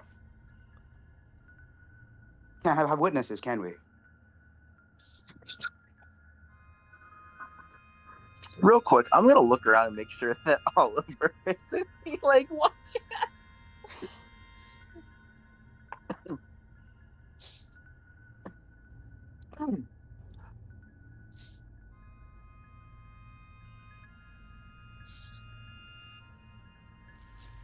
Carl, that sounds... Well, you're not you certainly weren't lacking in resolve. You did all of this over his status as a witness? Oh, you mean the sister? Yeah. It would be a shame if my innocent employees were harmed by this scandal. So, I had to do what was necessary. Oh. If there's no one to tell the story, no scandal. Am I right? Hmm.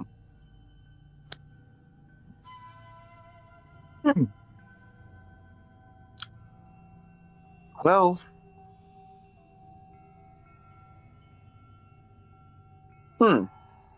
Tony, your thoughts on this? Because currently I am processing.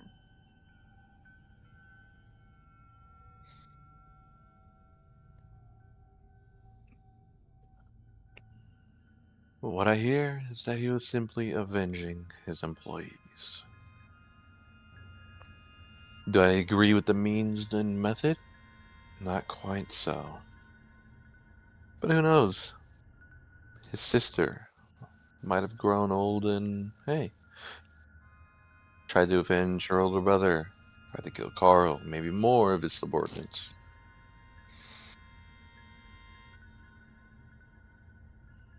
You protected... Hey, It's one of finally, those vicious cycles, Henry. someone Yeah. else who understands the thought process. Yeah. There's no right or wrong in the scenario. Just a vicious cycle.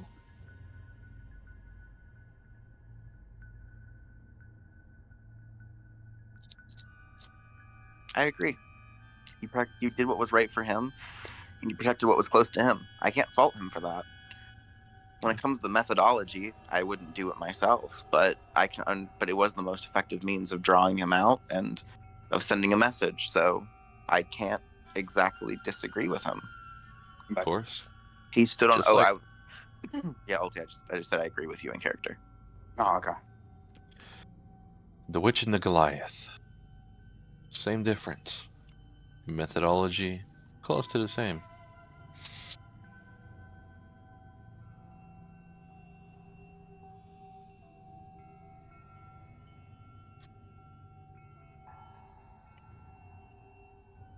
You decide to conveniently leave out the part where your assistant's dying was in your benefit too.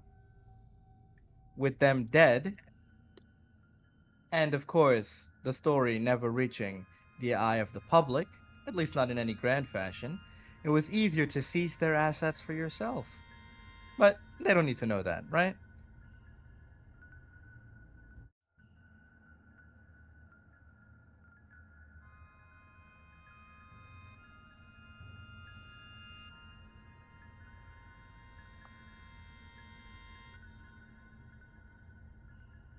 End scene. Let's stop here for a moment.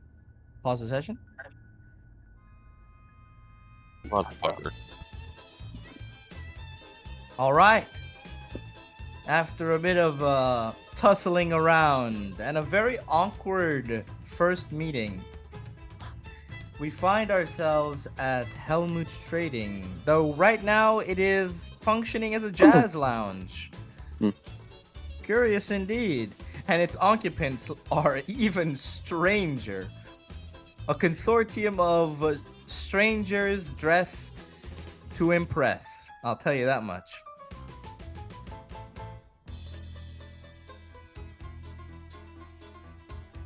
Oliver, as you're entering, right, you notice that the others that you just met are also here. You arrived at the same time. What a strange coincidence. I take I caught back, just eyebrow arched up high. What? What am I? Henry Peep is gonna perk up at him and just go, hey, you're that... Are you following us? No, someone I know told me to come here for the stuff I'm dealing with. Why are they all here? Funny coincidence. Someone told me to come here too. some music that good or something? He just looks Maybe. looking over at the door for a moment and looking down towards wherever looks down below. Well, you already came here, right? So you shouldn't back out now.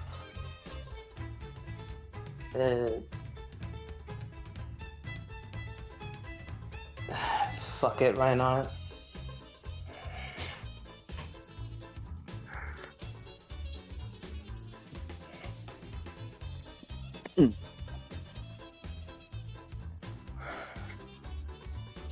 All right. Guess I'll be the first one to step over the threshold.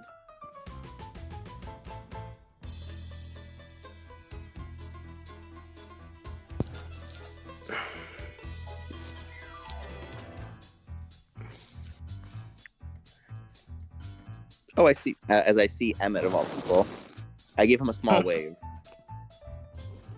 Oh? Oh, you finally made it. Welcome, welcome.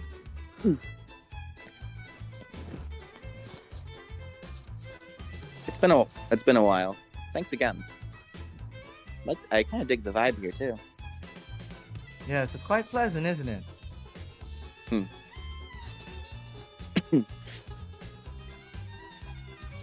So, as I saunter over, how's it been?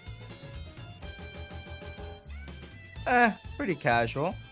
The patients have been, well, patient. Nothing new, nothing strange.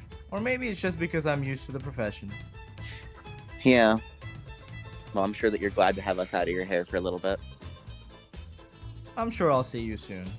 I am sure you actually will. So, what brings you all here today?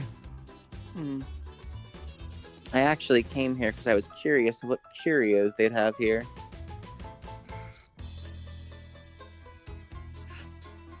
Came to do some networking, see what we could pick up, scope out. I was under the impression this was a trader, so there'd be goods, but I guess right now it's functioning as purely jazz. He looks at you confused for a second. Of course, of course. We're just having a jolly old time. Besides, what they sell here is mostly contraband.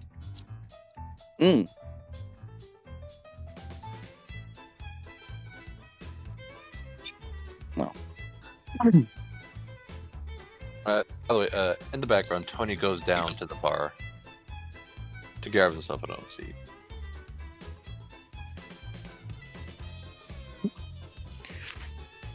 Welcome, welcome, dear guests, to our fine establishment. I was like 1, 2. You see a man dressed in a very nice tailored suit, a top hat, and a half mask. It looks like he's straight off out of a play.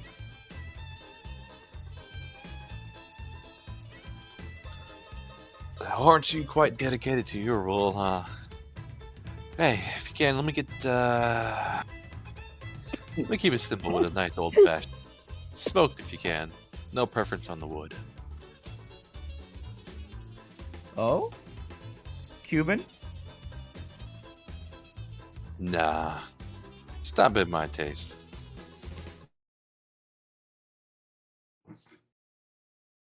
Colombian then.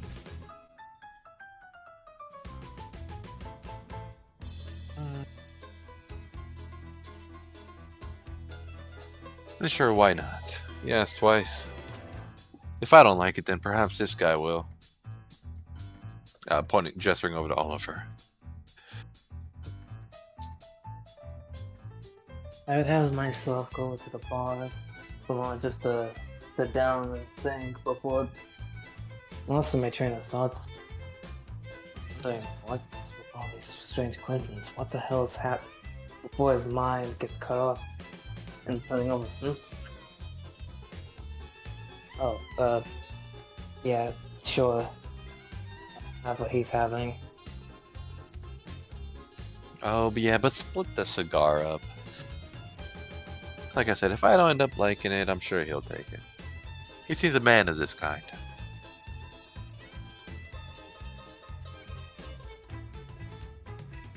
Ooh.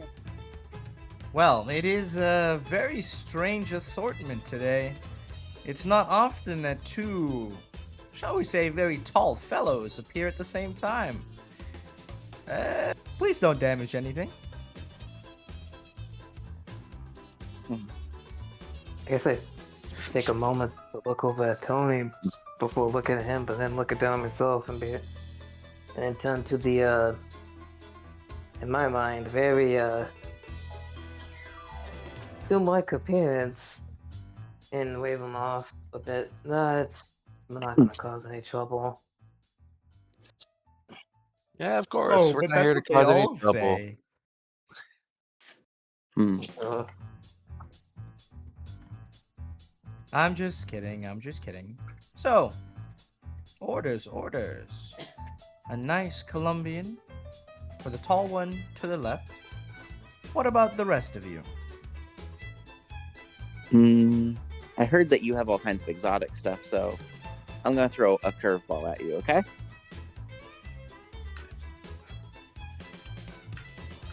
Beat sumac. You have it, yes or no?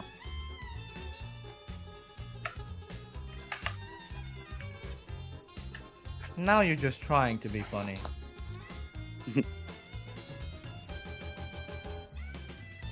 You don't look like a drinker to me.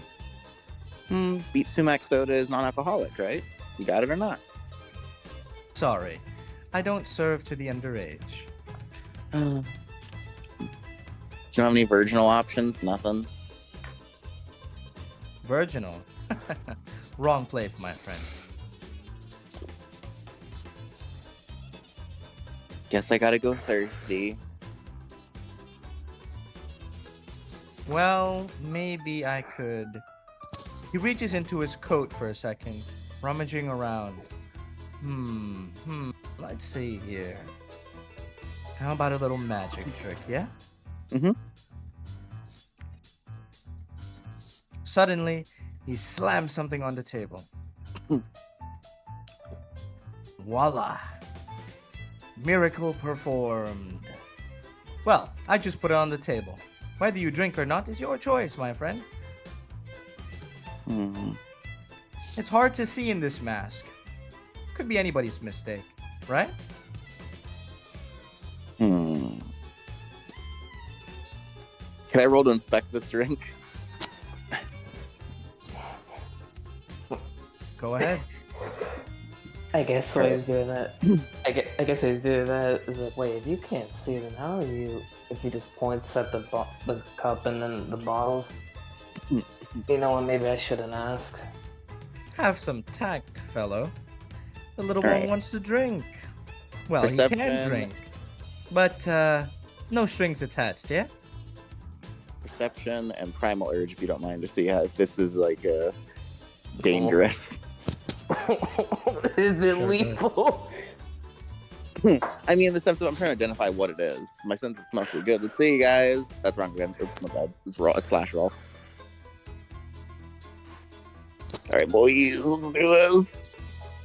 And I will spend 1 willpower because honestly, there's no point not to. Haven't had to roll in a while, so have some fun with it. Use all my senses. Don't do shit. All right, that would be. I think that would be 2 9s and a 6. And it is. You're cooked, bro. You're cooked. Oh wait, never mind. Oh, You are not cooked. You got so lucky, bro. hey, he had that shit ready. You see that? Yeah. He posted it the second you did, bro. What the hell? This is actually like really unfortunate rolls. I'm not gonna lie to you. That's a lot of ones. I'm Hey, concerned. remember, sometimes botching is the best. No, that equally balances out too. He had 4 successes and 4 butchers. So, yeah, that's 3. I'm not sure what the difficulty was, but if it's 9, that means I have 3 successes on my side. If it's 6, that'd be 4 successes on my side. Yeah, so the success ratio balances out. Yours is higher. At the very least, from outward appearances, there's nothing wrong. Even like spirit sight and shit, like use my senses. No, There's nothing wrong with it. nothing wrong with it. I'm gonna look at Tony for a moment and just be. Oh my god.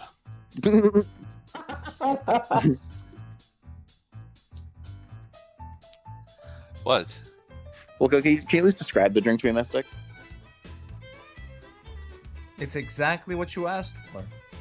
Canned. It's beet sumac.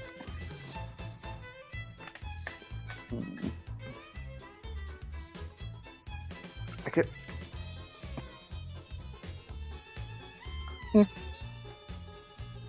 You know what? I won't drink it just yet, but I'll carry it with me.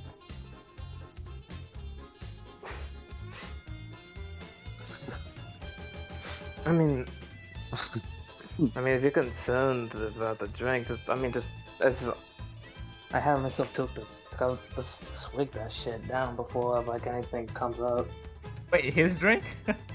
No, I'm telling Henry, just if you worried about the taste, just swig that shit down. Oh, it's not that. It's just that I have a habit of being too impulsive. You know, you make an outrageous request and then you can't even appreciate it. How sad.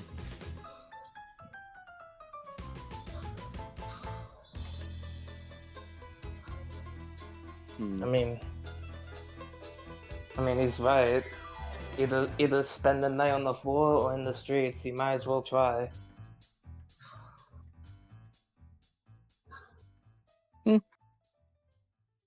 You miss all the shots you don't take, right? And at the very least, you were gracious enough to give this to me.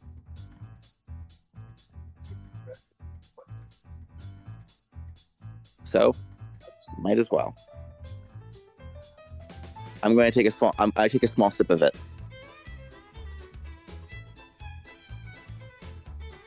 And you'll roll stamina. Meanwhile, me falls over instantly. Bro, what do you expect? You're weak to alcohol, bro. I know I am. No. Beet sumac. Wait, Mystic. Beet sumac doesn't have any alcohol in it. Doesn't He mean said he not. He said nothing is virginal. That's what the fuck you had it in. All right, we're gonna see. I'm probably gonna get fucked over by this at least. Oh shit! What'd you get? Hell yeah! That's crazy. Oh my god! Well, I guess you managed to hold your stomach. Well done. Guess you're not a pussy after all. I don't taste anything still though, so. It still smells the same. Appreciate you, barkeep. How rude. I'm no mere barkeep. Boss, proprietor. That works. Indeed I am. So, boss. Oh, sorry, Carl. You gonna order anything? My bad.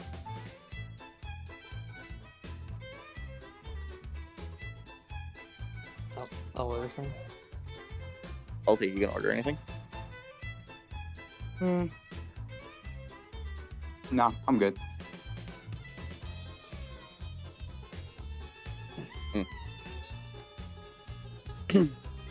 You, Alright. Oliver? I guess something simple. I guess just scotch and the rocks. Just something to give myself a little bit of a haze. Well, actually,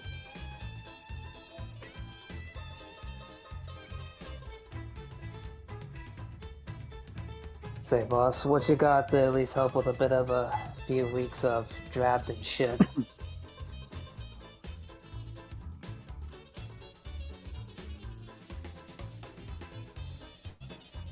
Alright, fair is fair. So, everyone gets their drink. Tony, you have your cigar. The vibe is quite interesting. It's it feels homely.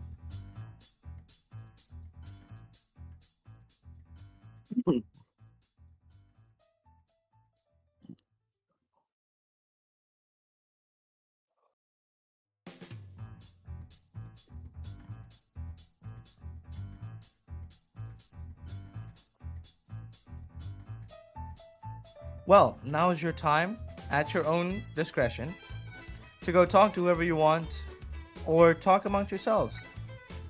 I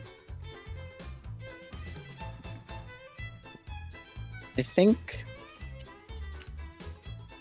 I'm going to. You know what? I think I'm going to go over to. To. Yeah, this girl. She looks really interesting.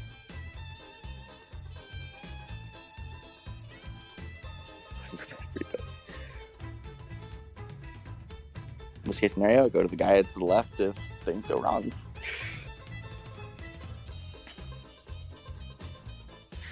Excuse me.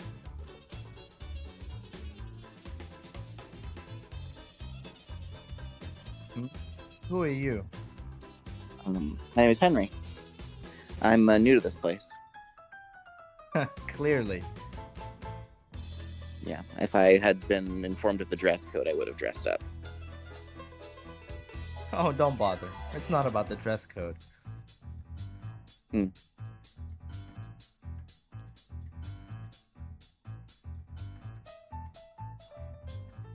So, what's your name? Well, aren't you forward? Is this some paltry attempt at hitting on me? No, actually. I just kind of saw you over here and, well, there's something interesting about you from a distance. Wow. Smooth pickup lines there.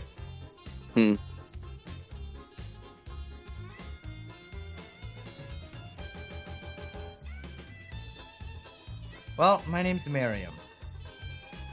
Pleased to meet you, Miriam. The displeasure is mine.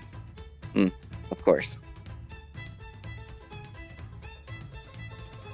So, seeing as you want to strike up a conversation, why don't you have a seat?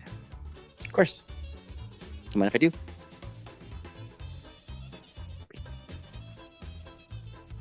So, what exactly is it that you're doing here? Even though they say people come here for leisure, that isn't exactly the case.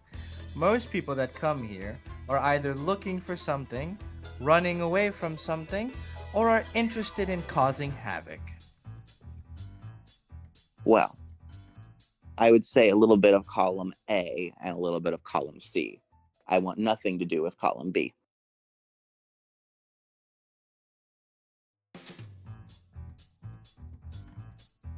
I think running away causes way more trouble than it's worth, you know?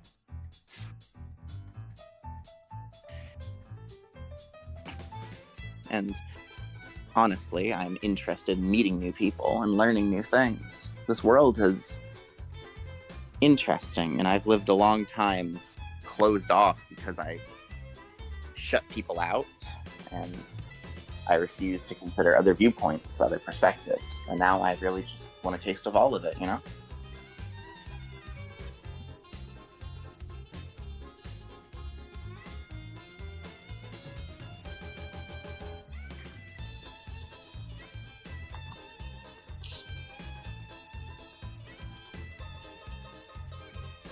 Huh, okay, well that's an interesting worldview.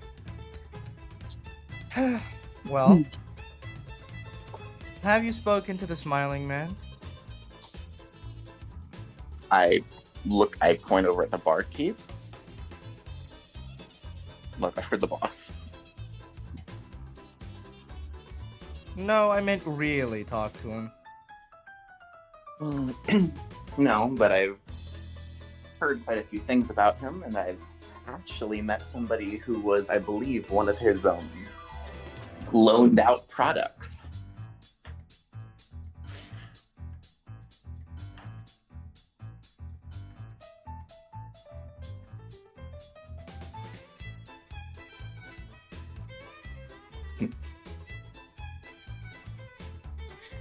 Products?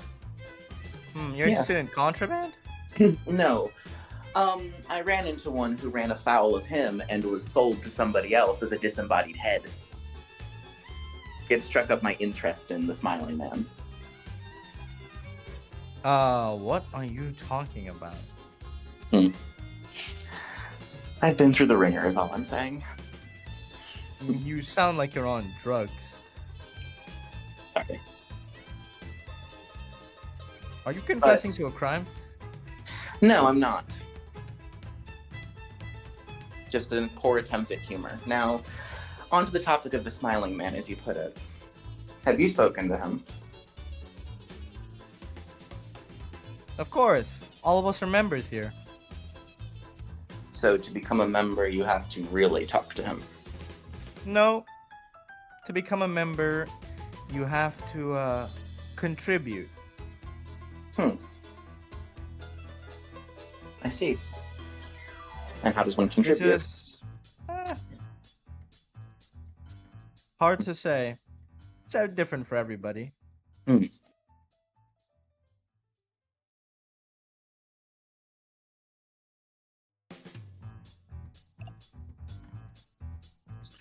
And one simply, to really talk with him, I just simply strike it up.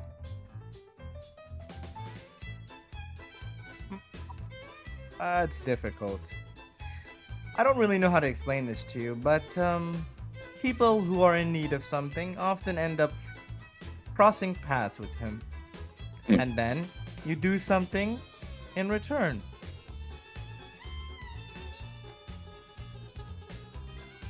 Reminds me of those devil's deals in folklore, huh? The only thing devilish about that man is his morbid sense of humor. He can make a good drink, though.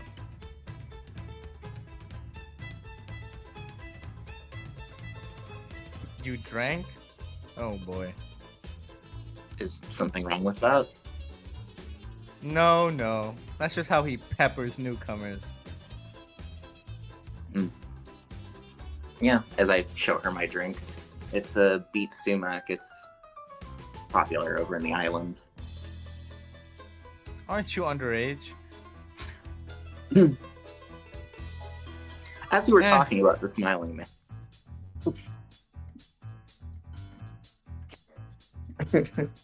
Yes, I am underage, but I mean, I was given it. After all, he looked the other way, and I just happened to have it, laying there. It's only wrong if he supplies it to me.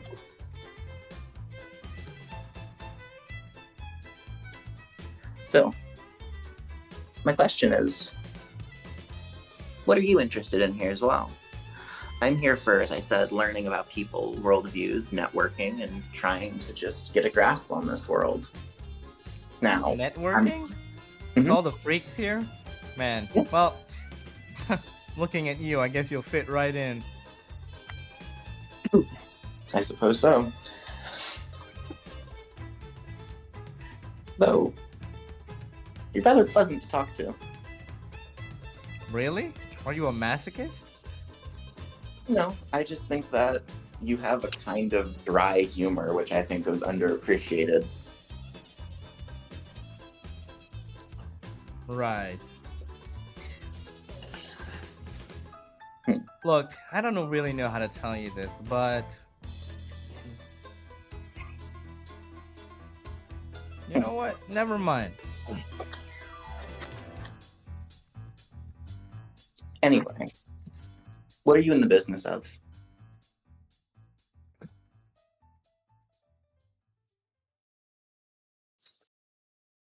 My family owns the cemetery. Oh, A lot of them, actually. interesting. That's quite the incredible family line, actually. That would mean that you own a great deal of property within Louisiana in that case, don't you? So it would seem. Got any spooky stories to tell? Not particularly. Or any I'm willing to share. What is annoying, though, is all the homeless people that end up taking graveyards to be their little background. It's such a hassle. I can agree with that. It's probably like dealing with a bunch of roaches under your kitchen sink, huh?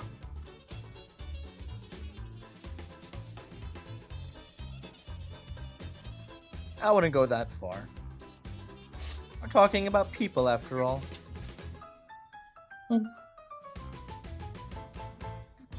Still, it's only fair that I tell you about myself. So, I studied in Hawaii for chemistry, and I came down here to enroll within a pharmaceutical program.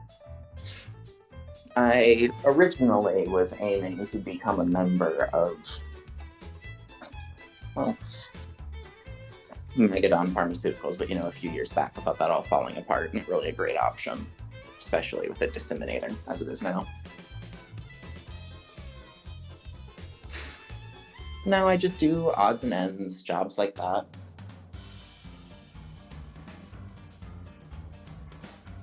Magadon. Something strange to bring up. Is it? I thought that was what a lot of people who had chemistry backgrounds and pharmaceutical ties would be heading to. Really? Far more common is it to bring up Kairon. Heron, for me, was an odd one because I heard they were primarily within the insurance industry. I know they had ties. You heard wrong. Oh. They are the entire medical field put together. Oh.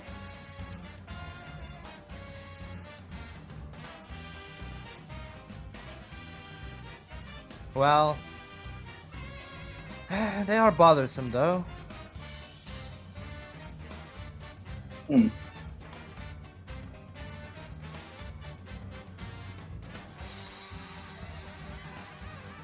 How are they bothersome to you? Well, my father's an executive there, Oh.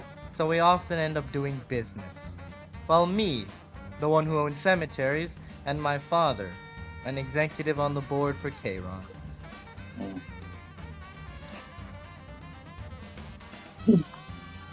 Hold on, but Charon, I do know that Charon has incredibly high, very low mortality rate. It'd be very strange that they ask for cemeteries and stuff like that, right?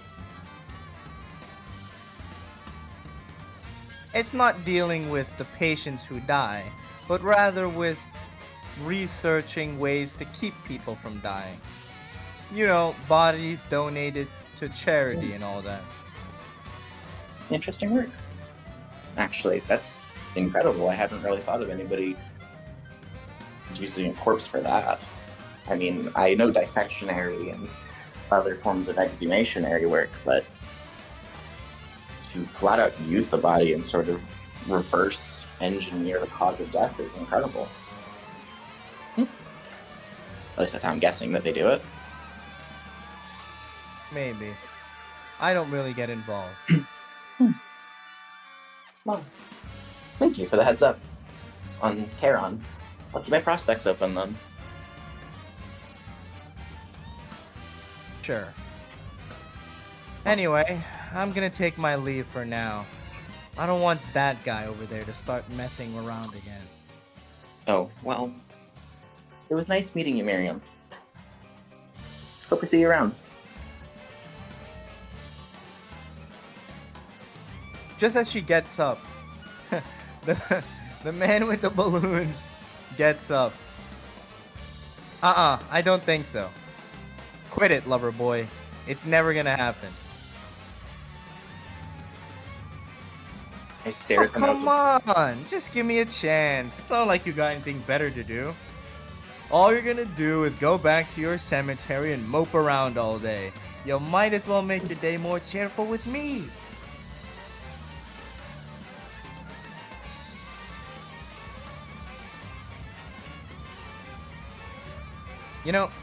Maybe say that after you get rid of those garish balloons. What are you trying to do? Pick up a child?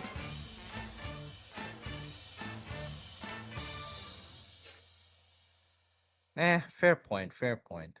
But I thought you liked childish things. Has a lot of color, It'll break out all that gray.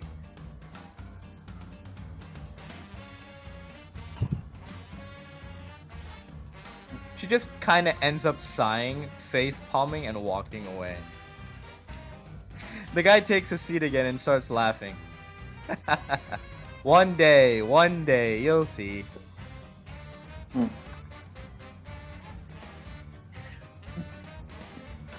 I give Miriam a wave before I turn into the man with the balloons. We'll cut here. We have other guys to focus on. I agree. Come on, guys. I'll try to All right, go. all right. Who wants to go first? Carl, Tony, well, and Carl or Oliver? Let Oliver go.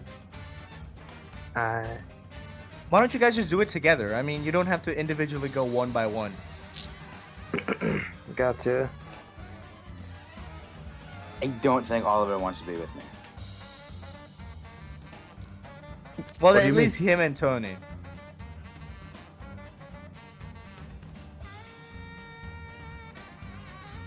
Okay with those? Yeah. Who do you guys want to talk to? Mr. Barkeep. I was gonna. Mike can't really know anything, so he was just. I guess. Myself leaned back against the stool of the bar area, such, looking out a bit over across the lawn up to the stage for a moment. A bit of a puzzled look came across my face.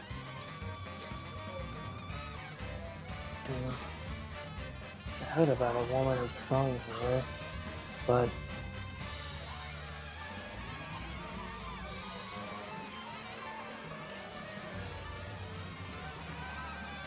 I guess he turned my head over to the barkeep fellow. Hey, question.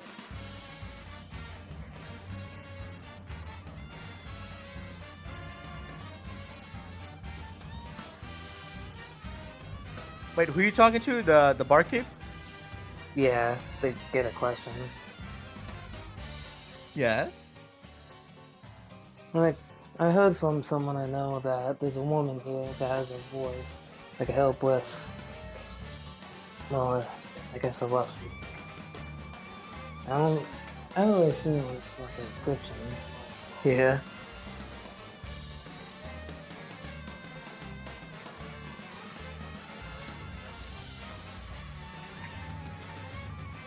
I'm assuming it's the lady over on the stage that helps with those who've been having a rough week with her singing. Pretty much. She's our talented.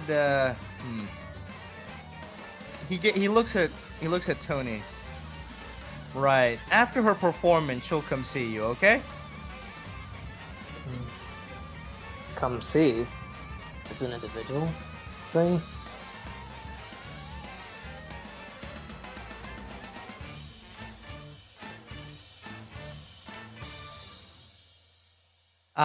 I get it.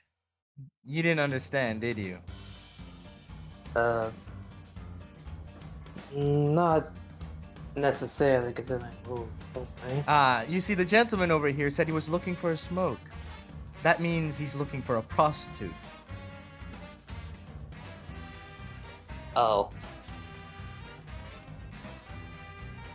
Hey, whoa now. I asked if you could smoke my old fashioned. Whoops, did I misunderstand? Guess so. I wonder why this cigar's been burning in my hand. Clearing my throat for it. Okay. Go. Nah, you gotta just please clearing his throat because of awkwardness. Well, I mean, I guess, like I said, if I didn't like it, then maybe this guy might. Seems like he's been having quite the down week, huh, Oliver? What? Oh no, I'm. Oh, come on. No need to bring all of that up. Everybody's looking for something, right? I guess if you put it like that.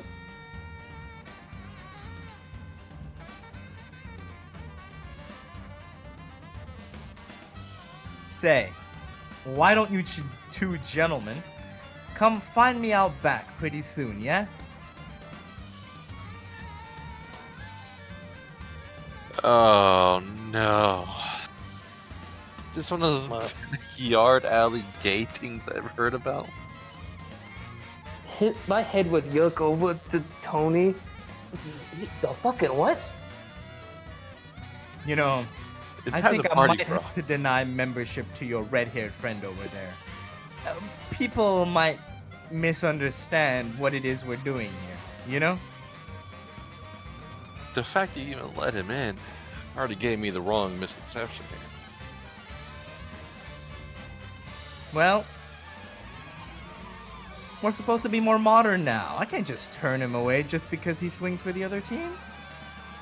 That would be rude. Both, actually. Both. Swings for That's the even other- worse. Confusion Swings of for the the- highest order. Swings for the other team.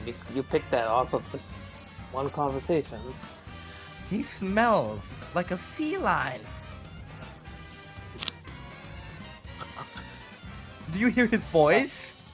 Come now. Even you cannot lack such wit. I mean, hey, I'm not one to judge. What he swings for is not my golf course. I jest. We cannot speak rudely of patrons. But it is funny, though. Yeah. Yeah, I guess it does line up the speed. Come on. Smile a little, my friend. Do you not know the motto of our establishment? Actually, no. I don't. A smile can conquer 1,000 worlds.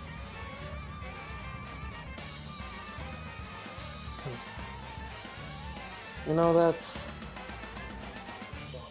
Well... bit uplifting to hear. Thanks for that.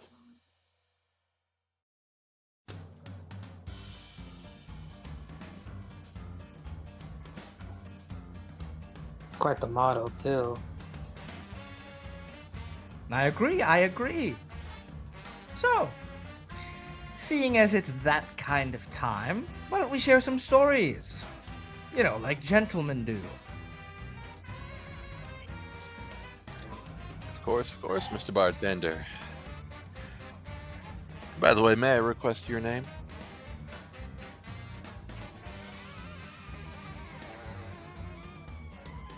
Of course. You may refer to me as the Smiling Man. A smiling man. Not like. That's strange. Oh. You know, speaking of a story, I remember I was being told of this one guy. It's ironic that your name is Smiling Man. There's a guy I once, almost a goy, a guy I once knew. A bastard that betrayed me. That mentioned something or another about a smiling man in a bar. And I had a bit of a beef to pick with him. Nah, you're talking about dear old Millard. He was a fancy chap, I'll tell you. Millard, you say, huh? Oh, come now. Don't pretend you don't know. No, I know of Millard. You know of a guy by the last name of Rossellini? That's not his real name. You know that too.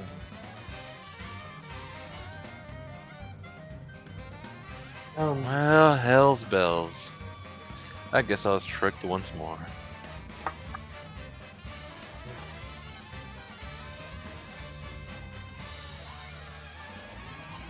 take a moment to raise the glass up, swirling it a bit before taking a sip. I'm not, not sure what you're on about, but I guess sorry that, well, you got betrayed by whoever this guy was. You know, Oliver, the fact you continue to listen on this conversation,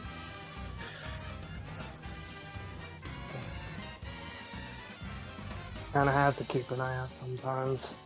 Part of the job. It just kinda happens. I suppose so. Yeah, you mentioned Mr. Smiley Man. If a Oh, smile one can cure moment, it, that... please. Oh, yeah, go ahead. He raises a finger. He looks to the empty seat next to Oliver. He reaches behind him and prepares a nice little cocktail and places it in front of the empty seat. It's hard to see from the mask, but his eyes narrow as he looks at it. He gives a smile and then looks back at you. Ah, please continue. Sorry for the interruption. I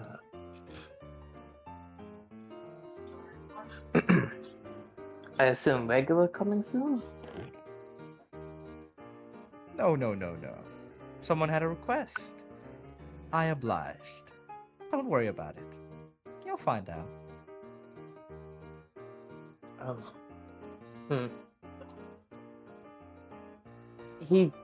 I take a moment to got to say something, but blushing off maybe they called it in.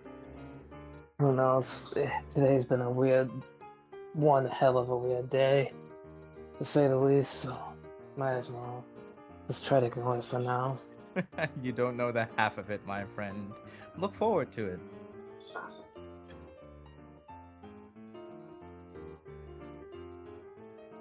So, just know that I can see you, even though it might be hard behind this mask. I see you, Redgrave. Do you see the same in Concordia? You serve here and there? Perhaps not Concordia proper, but I'm in many places, and I have many patrons. Anywhere that smiles, right? It would be an honor to have you amongst them. You didn't come here for no reason. I can help with something. In return, you do a little favor for me.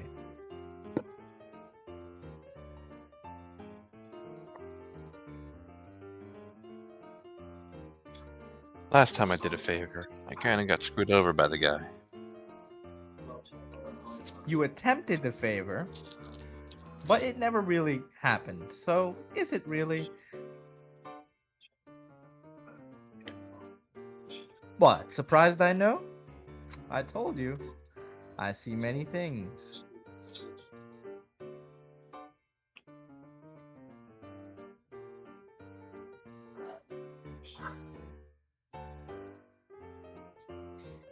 Well, then speak your favor.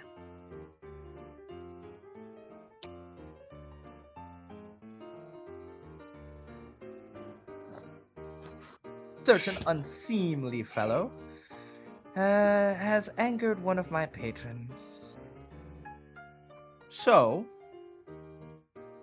you know how New Orleans is, don't you? Come now.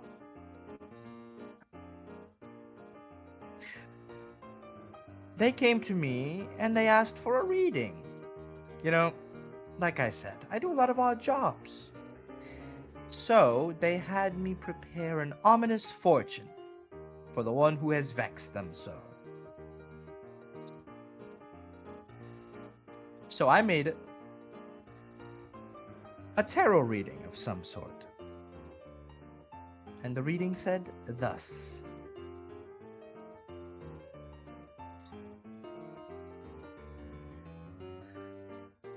For the envy in their eyes, they will be punished by a figure illuminated in light, who will cast judgment upon them.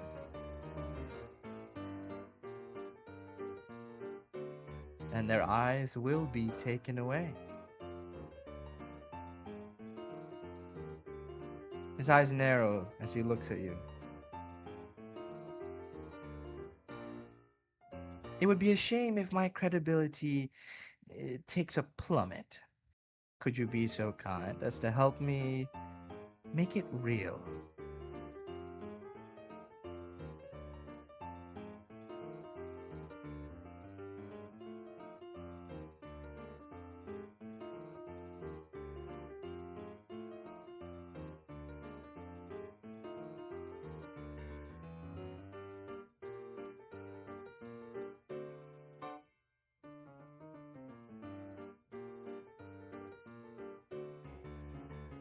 Well, Ezzy?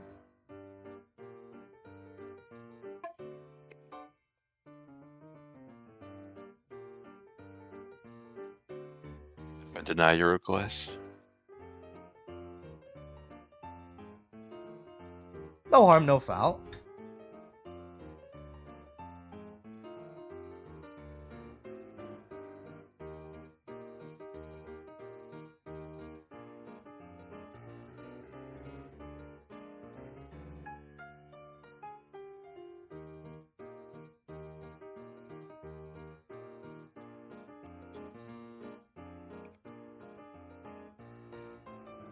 and to clarify, you said person's eyes are going to be taken as the one with the sword of light, or the one that the sword of light is going to be hitting. It's not Sword of Light. A man bathed in light. A figure yeah. bathed in light. So their eyes are going to be taken. No. The one the figure with light will take away the eyes of the offending one. The one with envy in their eyes.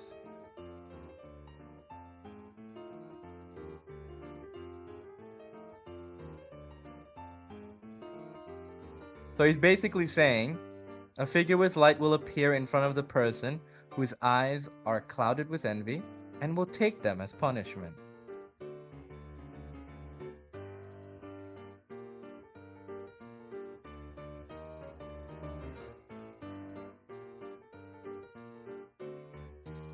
You know what he's insinuating, right?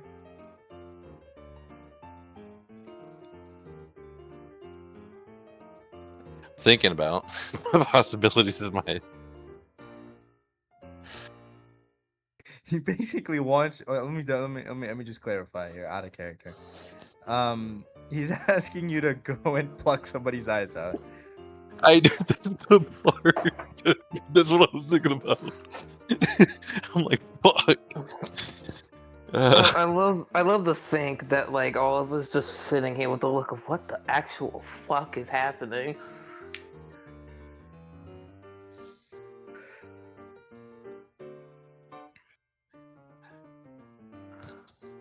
Oh, Mr. Fucking son of a bitch. Well, Mr. Smiling Man.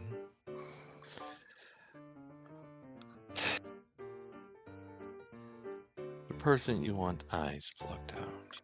What is so envious about them? I'm sorry, what do they seek that is envious? Are they just I a don't regular know. person? It was just a fortune.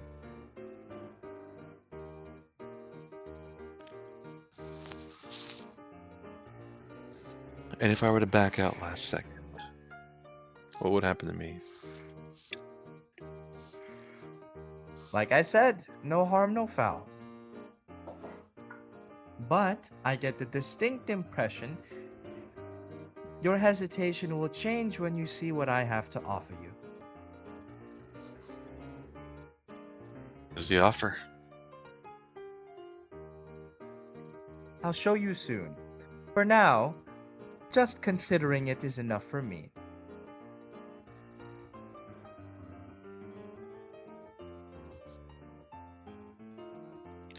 Well, alright then.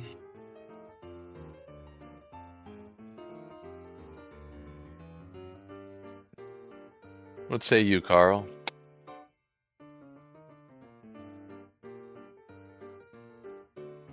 Carl's distracted by something else for a moment. We'll come to him in a second. Oh, okay. Oh shit, that's right. I didn't see. And you, young man. Hmm? I can offer you quite a bit. Something nobody else can. Uh, I'm not sure this whole biz y'all talking about. I don't know what you could offer someone like me. Just like I said to the other gentleman, my request is a bit different though for you.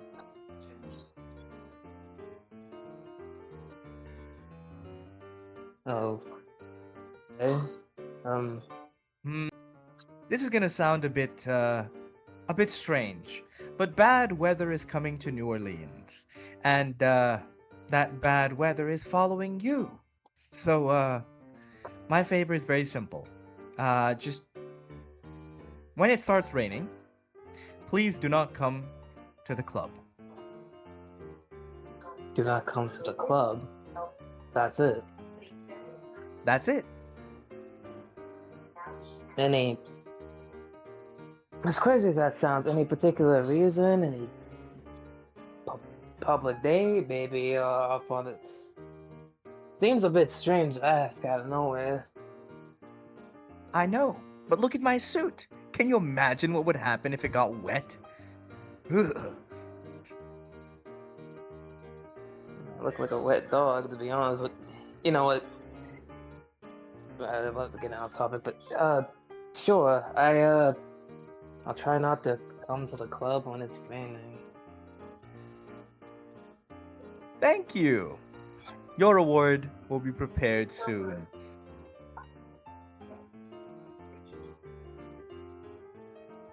You're Is there talking anything little. else? Oh, sorry. Go ahead.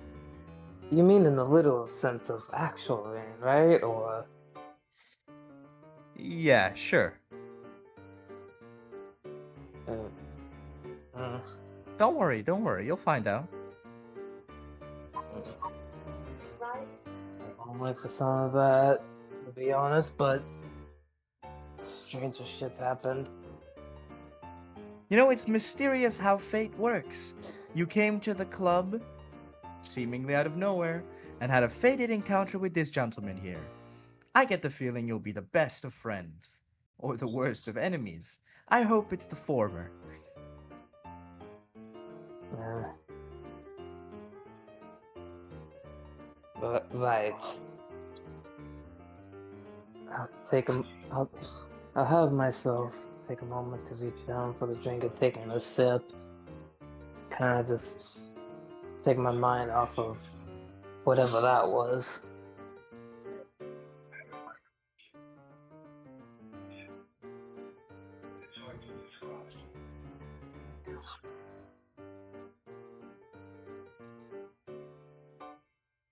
You know, a lot of things feel strange now. You're tired, right? Listen, I have some good news for you. By accepting my gift, soon you won't be tired at all. You'll have dedication, conviction, virtue, everything you need to be a good man in life.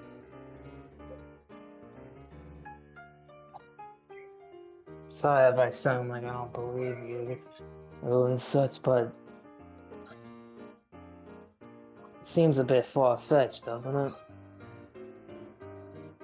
It does. But, I have a good feeling. And hey, even if you don't believe it, a stranger wishing you well can't be bad, right? I suppose not.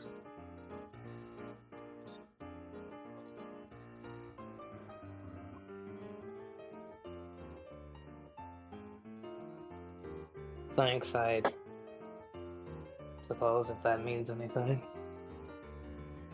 So, before we go to the back, we're gonna cut off here. Carl.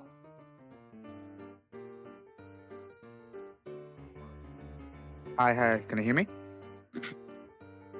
Oh yeah, I hear you, buddy. We're going to do your scene and then do the backstage thing, and then we'll end off here for the what's it called? The first the first encounter here at Helmut's.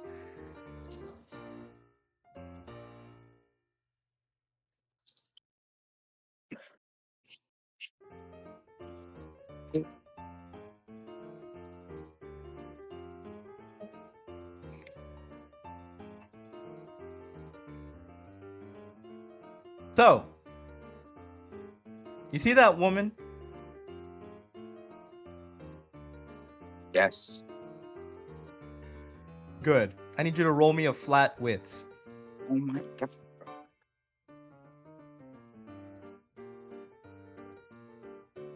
Is that Madam Shree? Watch me be cooked. I'm cooked. Oh. Oh, Oh.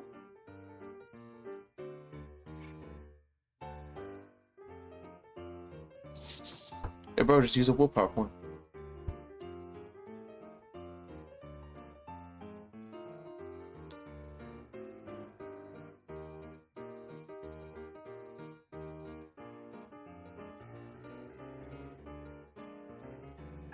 Oh yeah, the memories are coming back in No. turmoil, Carl.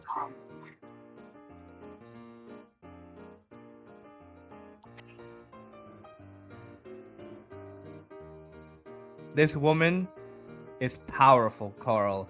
Powerful indeed.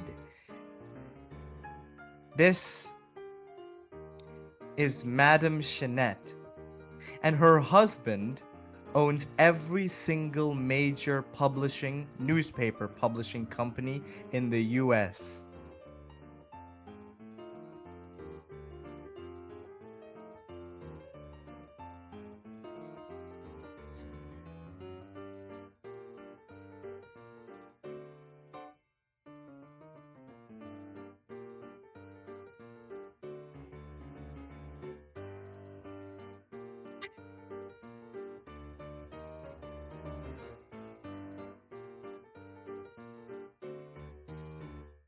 Interested in striking up a conversation with her?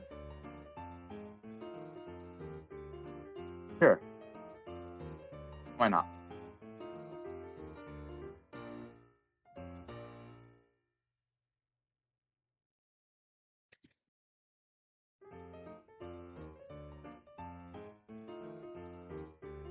I walk over to the table with Madame Chanette.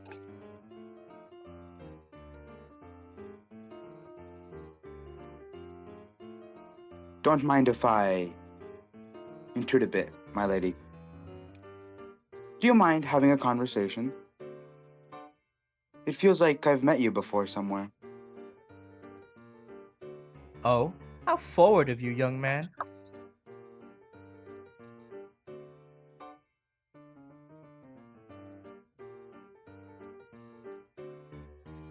Well, if you're going to introduce yourself, first, please.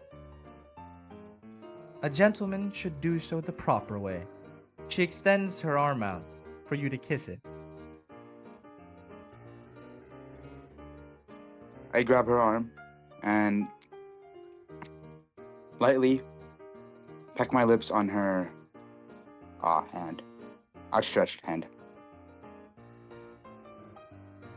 Carl, the moment you do, it's like lightning in your mind. A familiar sensation. Roll me a 10d10. Oh my god, bro. What the hell?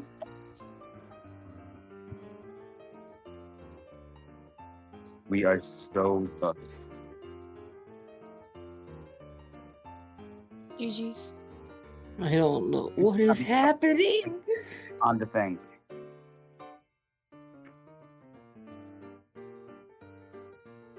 There's a 1, an 8, 6, 10. At least one success.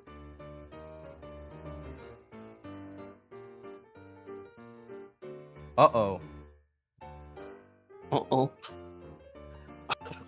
We're cooked, bro. Maybe a success wasn't a good thing, Bo. Well, it is good.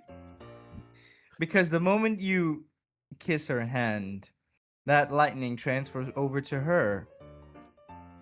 She's dazed for a second.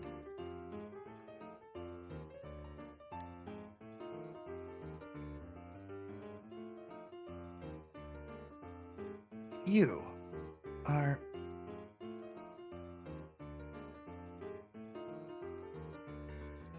Redgrave? How...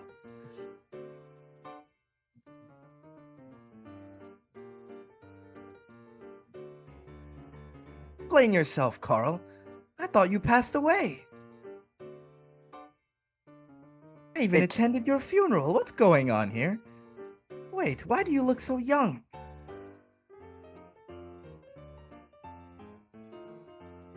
Well, it seems like that timeline was a different reality. It's hard to believe for me too. These are quite jumbled up. Oh my god, I always knew you'd get mixed up in this someday. But seriously? Messing around with alternate realities? Huh. I suppose it's inevitable, considering you. Sit down, sit down. We have a lot to catch up on. Sure. And just for the record, I didn't do anything.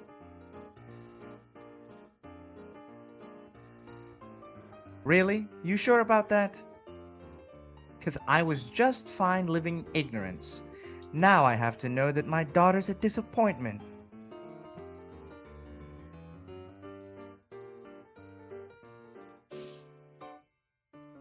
Seriously, how did she ever get seduced by that charlatan? You know, you were right. I should have listened to your advice. Should have aborted her from the beginning. What the? No. No need to be. No need to take drastic measures. At least you can change some things up this time.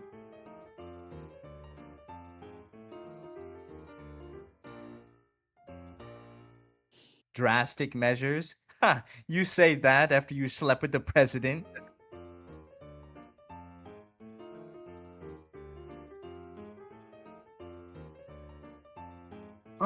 No comment.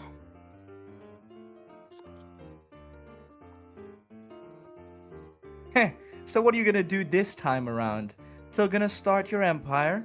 I suppose with all your knowledge now, you'll be successful faster and probably will make less mistakes.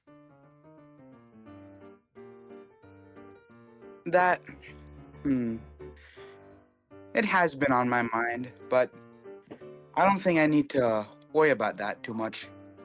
I'd like to enjoy the thrill of life, you see. Missed out on quite a bit last time. I see. So you're going to follow the moonlit world then?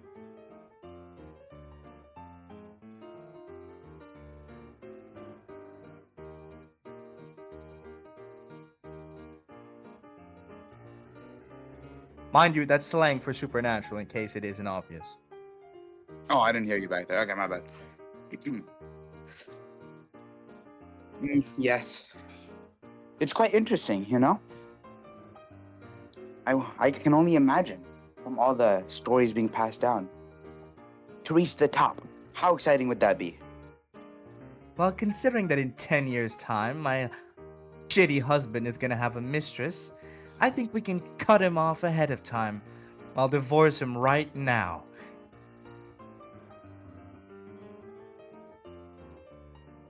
Whoa. Are you sure? I mean, your husband does have a lot of power. Heh, What? that fool's incompetent. I'm the one running the empire anyway. You know that. You're right. Well, Besides, all it takes is to get that fool drunk and have him sign a few papers. After that, the divorce settlement will be smooth.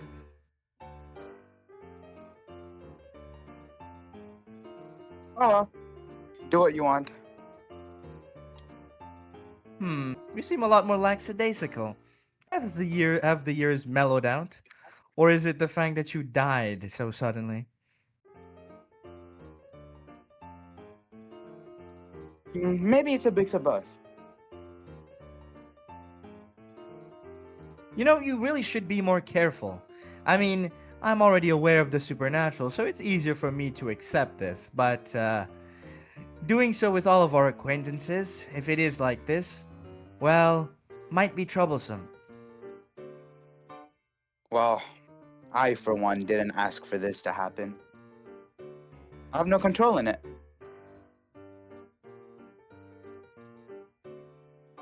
By the way, I've been meaning to ask. Since you are involved with the supernatural now, what exactly is it that you're doing these days?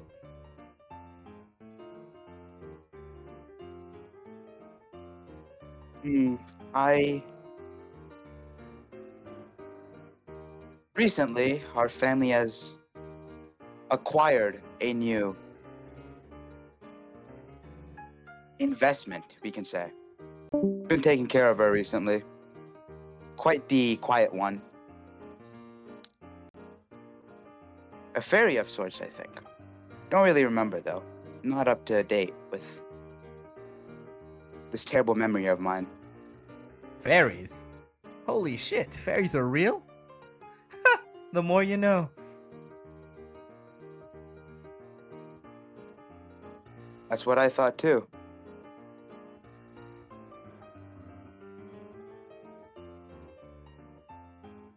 So what? Do they steal nightmares or something?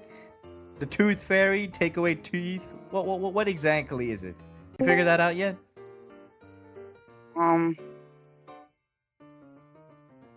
have some hunches, but none of them. I won't spew out some unconfirmed information. But enough on me. How have you been doing? For a change, let's talk about you for once. Can't all be about me, can we? Well, considering where we are right now, I only have my shitty first daughter now. She's shy, introverted. I mean, seriously, is she really my child? If I hadn't birthed her myself, I would have thought they switched her at the hospital.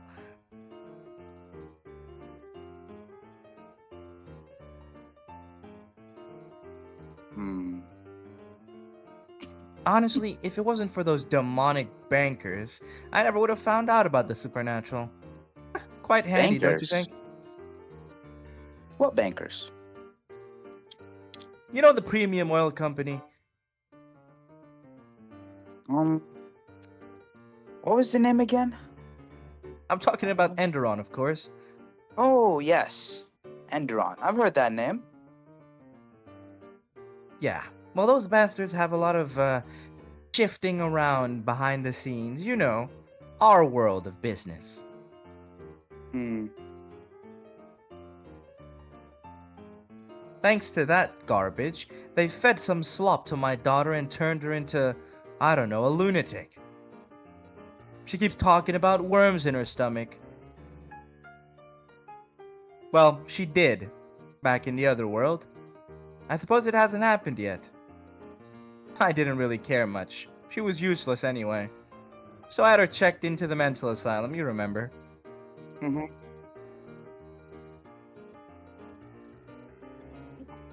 Well, Oh. they kept doing dumb things like trying to threaten my family. Not that I care about them.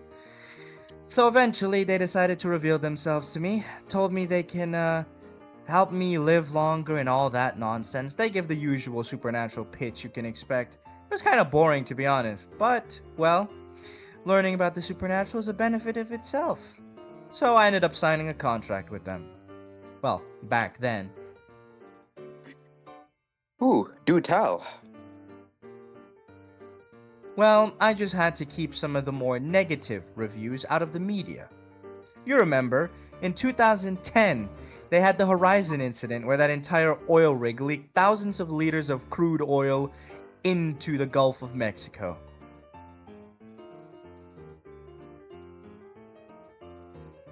I do remember that. Quite a hot topic on the news. Yeah, and it would have been hotter had I not been suppressing it.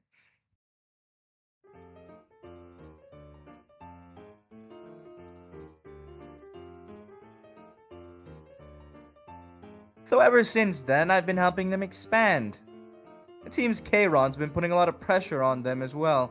So, you know, The whole green earth nonsense that starts in a few more years.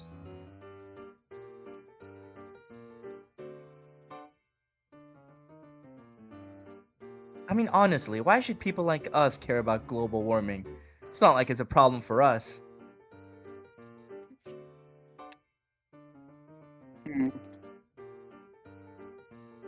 Well, I guess it could be a problem to those regulars. You don't need to say it like that. Come on, I'm not looking down on them. It's not like we're high nobility or anything. We just like making money.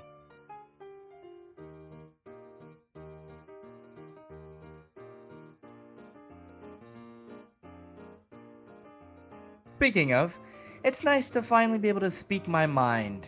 It's not often I get to talk to an equal. Well, I guess right now you're not, but you know what I mean. Me too. It's a nice change of pace. Say, I understand that you're trying to do things differently this time around, but you always need capital, right? Where are you heading with this? I think you know. After I divorce my shitty husband, I need you to help me.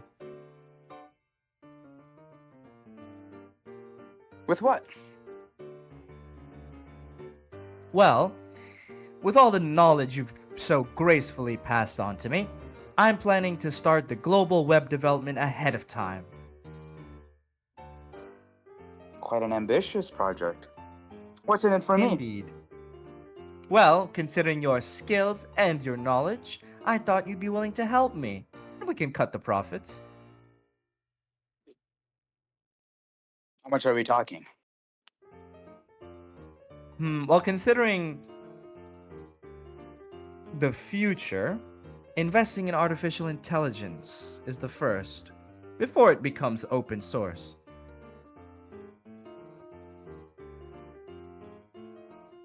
Good idea. I know, with all your expertise, you can get it done.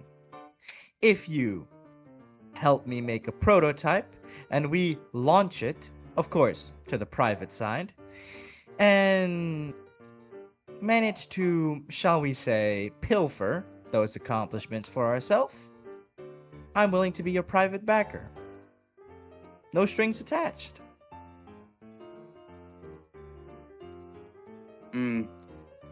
It's a very enticing offer.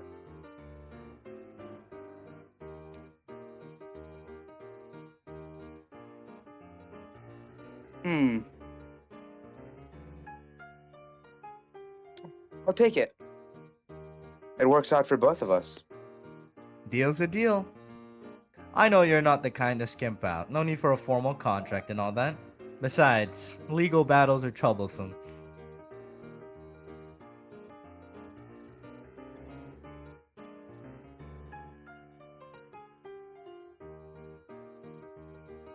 She takes out some papers and you two start drafting up a plan together.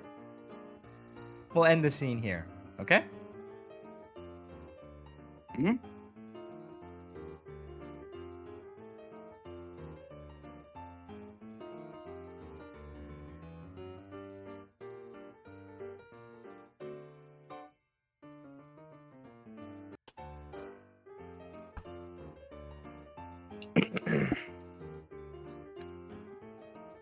Be alive, motherfucker. Ah, shit. Here we go again.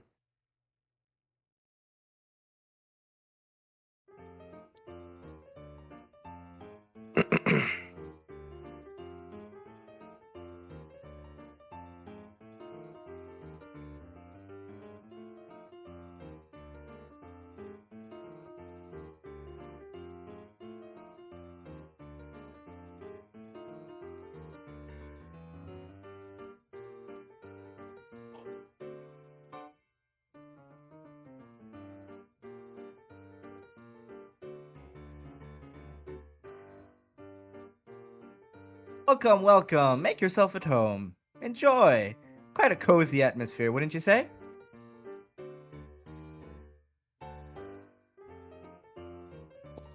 Uh,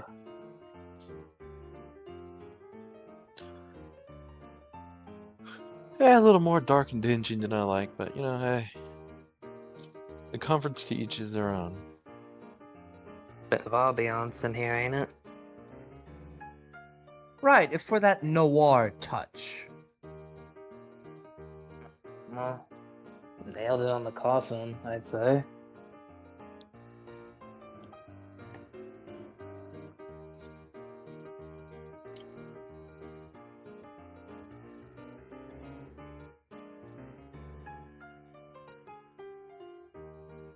So. Why don't we just cut to the chase? Yes? Of course, waste no time.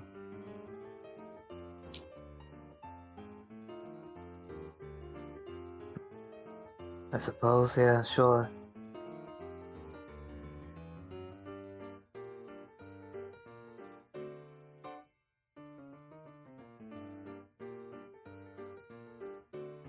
So, for our gigantic friend over here. Well, maybe I shouldn't say that. Both of you are gigantic.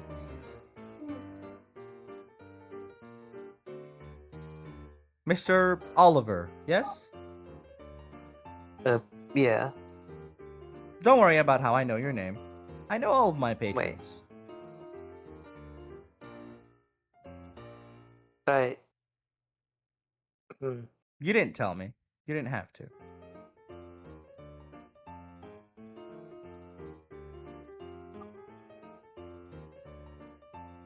I guess I just stay in a bit, like, kind of just shell shocked from just like how's everybody knowing my names? I share them.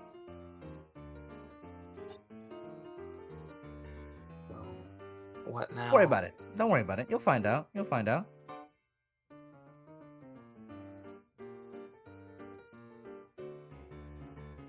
So, for you, I have this. He brings out an object covered by linen cloth. It's a mirror. A special one, actually.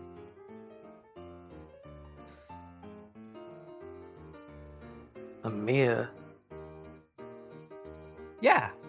He takes off the cloth and shows it to you. That's your sister's vanity mirror, my friend. What the hell?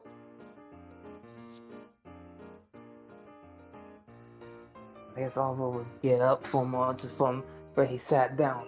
Why do you have? Whoa. Calm down. Acquired through legal means, I assure you. I thought that was locked. How the hell did you? I told you I can give you what you want.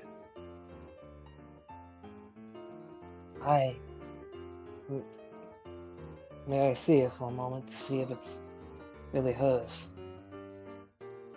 Go ahead. Check it out.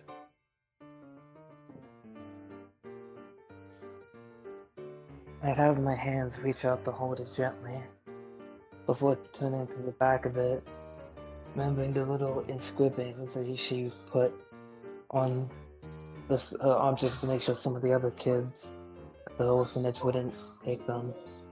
And that's when I spotted the little S she carved in the back on a little ivory medal.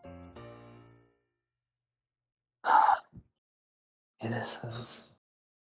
I don't know how you got this or what, or how you know that I don't know what to say.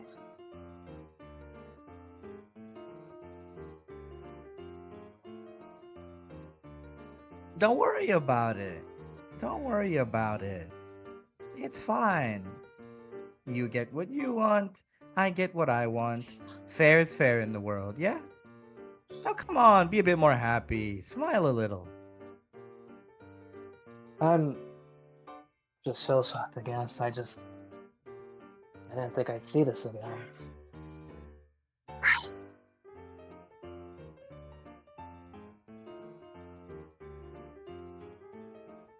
But that's still a question of how'd you know of my sister? I know what all my patrons care about. That includes your dear old sis and her belongings. Cute girl, I must say.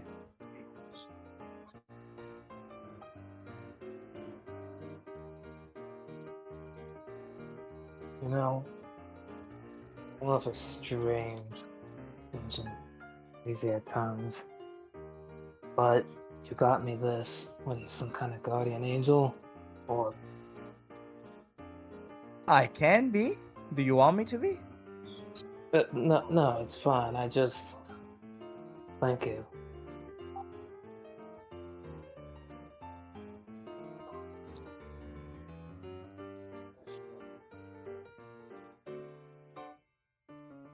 It takes a moment to taking a moment to look at the mirror. I trace my hand along the side of it.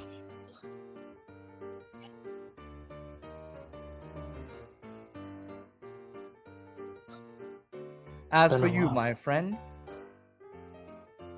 Tony,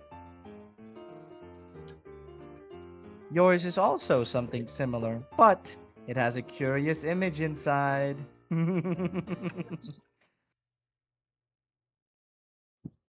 Care to look?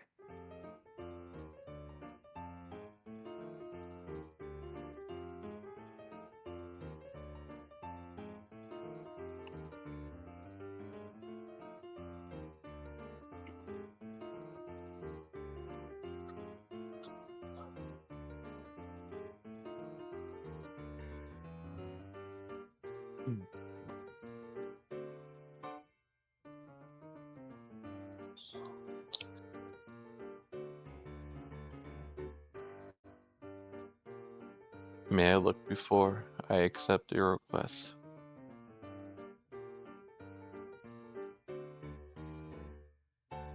Sure, no problem. Take a peek.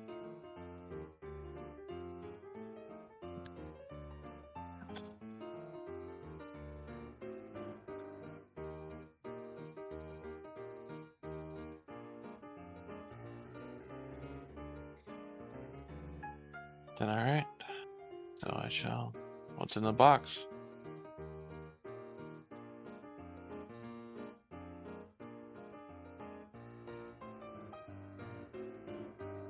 Fashion images, my friend.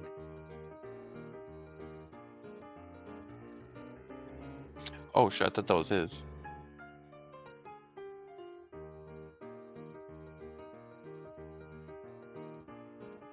Yeah, who is that?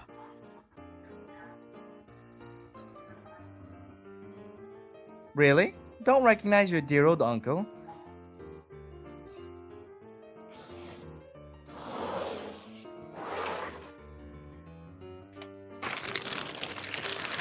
Oh, John? No, No, buddy, Martin. that's Martin. Martin. Yeah. No.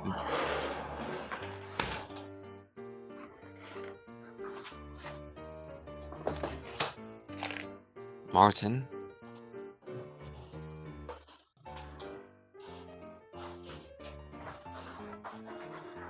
And the woman.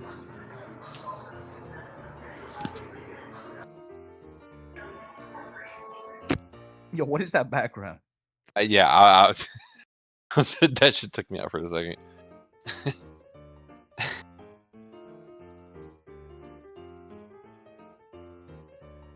Does the woman ring any bells for Tony, or is it just the Martin? None whatsoever.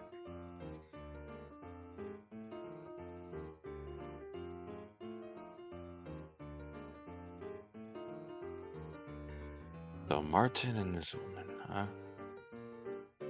And here's the juicy part, my friend. I know where he's buried.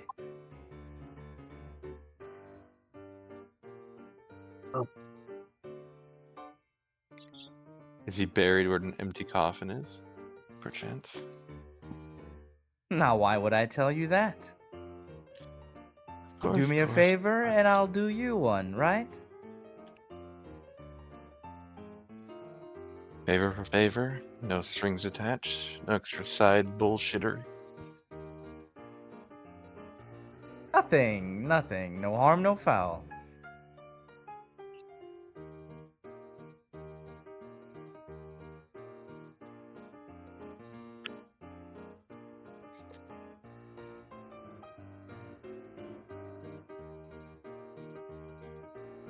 All right, well, I have one last question before I accept your offer.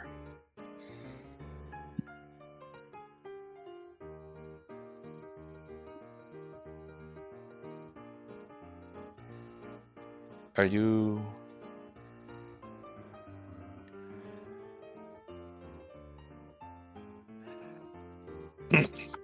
Are you a Fae of the Kingdom of Willows? Sorry. No, no, no, no. Nothing like that, my friend.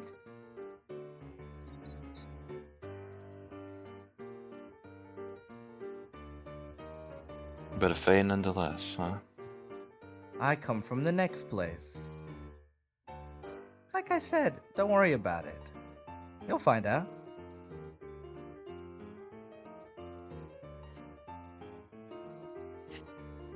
Shit. Out of I'm so. character, I just go on. No, no, keep on. I was gonna say, just like I didn't hear that. No, you heard all that. You heard all that.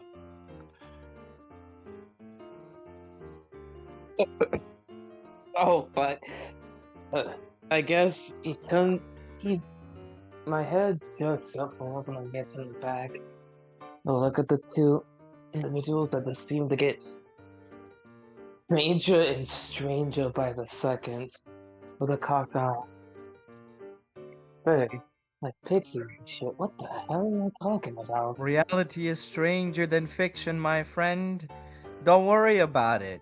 You'll find out.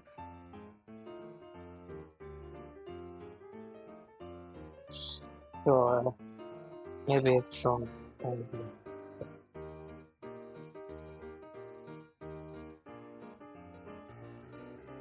Then, Mr. Smiling Man, I take you up on your offer. As long as, even if I am already one eye down, I can quit with no repercussions.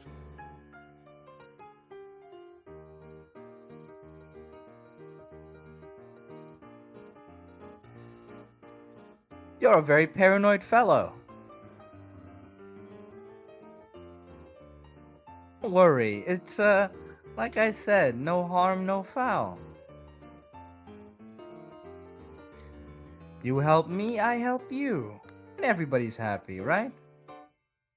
I suppose so.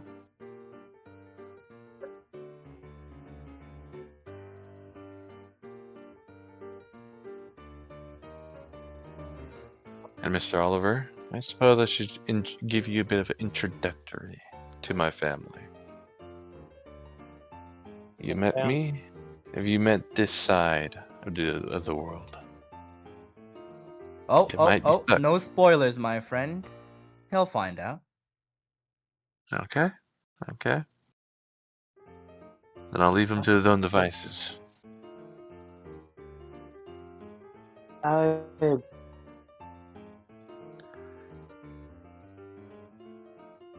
Well, thanks for whatever this was and for this.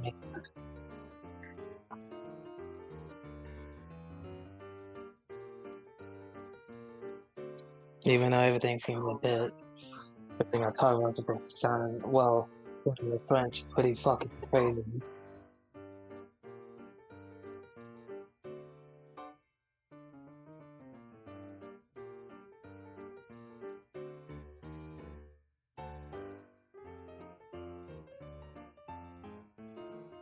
Don't worry. Don't worry. Everything's fine. Tell you what. Here's some advice for you. You're a little bit tired. Take the mirror home with you. I can give you a ride. And then, tonight, you can sleep soundly, knowing that your sister's vanity is in your room with you. A piece of her is with you. Doesn't that sound amazing? Yes, it does.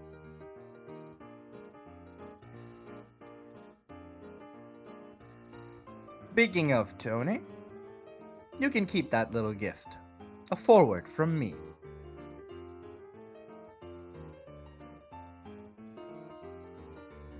With that, I think we've settled our business. I hope to hear back from the two of you very, very soon.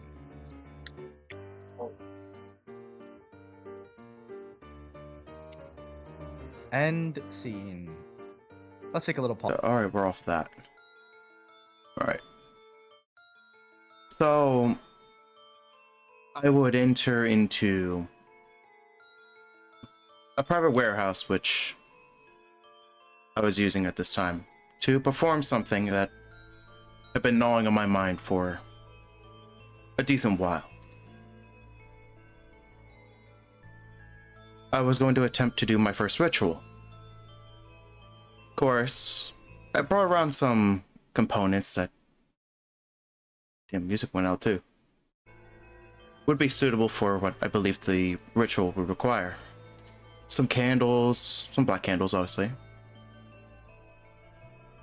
A white candle, because she'd read up on something where that might help. And then, from her own memory, some markings that she would slowly draw onto the floor,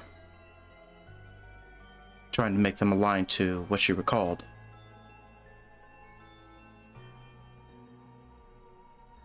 She had also brought in something which she took note of from, well, Natalie.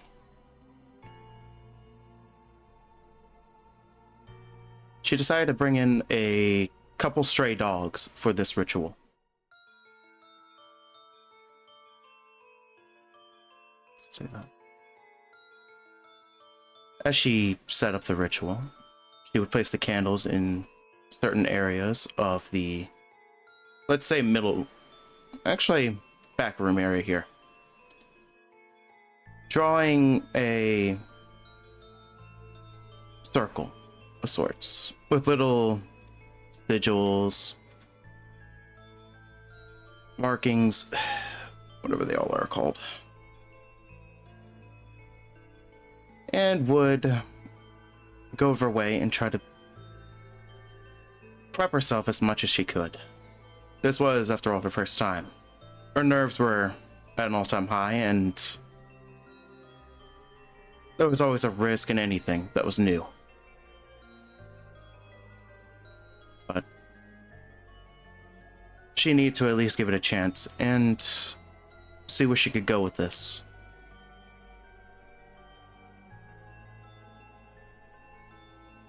So, muttering to herself, she would attempt to pierce into the flow of time once more, trying to see if she could see anything,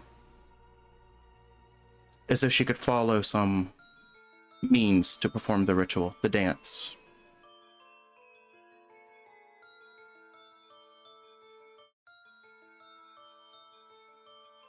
Trying to focus her mind and see where this might go.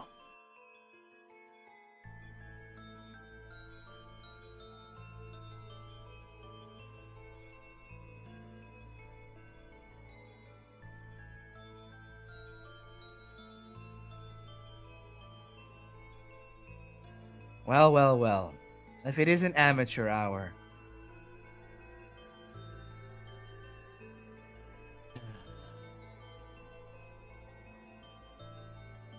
Yeah. What is it that you want?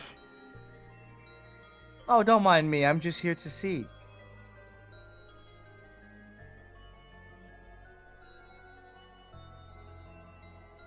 Just a witness? Okay.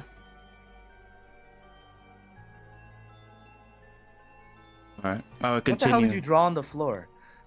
Just markings that I recalled from the book. Really? Ah, man.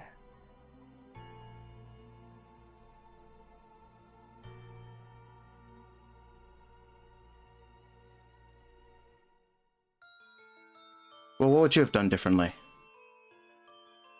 Come on, I told you before, it's not rocket science. What are you trying to accomplish here? I'm trying to perform a ritual to, well, formulate a more complete spell.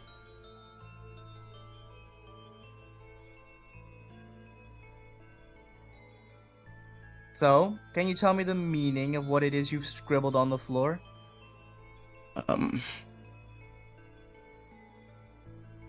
Not exactly. Does it mean anything to you? Guess not. So, Then why would you put it on the floor? so the markings I have to make have to have meaning. Are Okay. you the kind who writes down notes that are just random scribbles of nothing? No. Come on.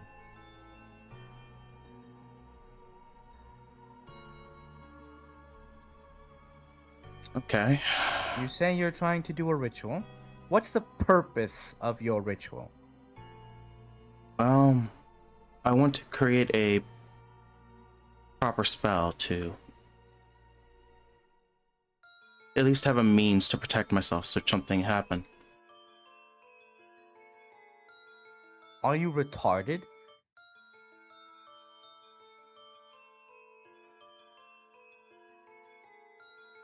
I asked you what is the purpose of your ritual, not what you're trying to do.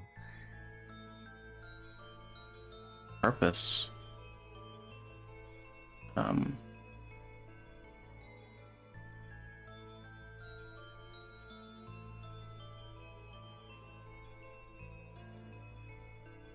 What do you mean by purpose in a sense? Are you serious?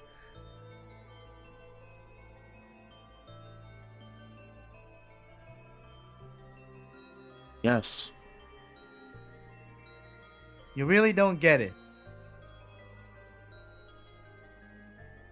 I'm a novice. I mean, if I understood this stuff, I would be not being criticized. Would I? No, this has nothing to do with magic. This is just you being dumb. So what? You're just the kind of person to open a book for no reason. Oh. Usually when you read a book, there should be something that interests you. There should be at least something that fascinates you to keep continuing reading If the you book. write down something, you're writing down with intent, right? Yes. That's what I'm asking you. What is your intent? What are you trying to write down? What are you trying to accomplish? Very simple stuff.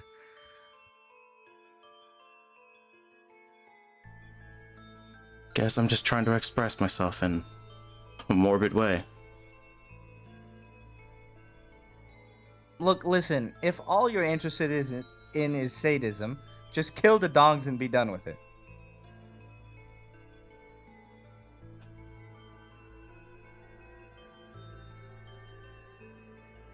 Okay, then change it from that and add in more enjoyment or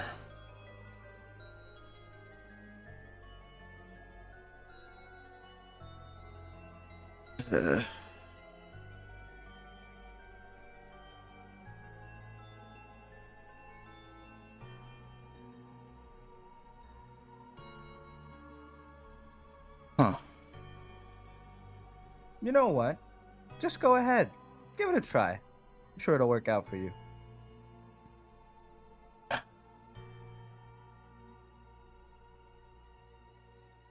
So something that expresses it.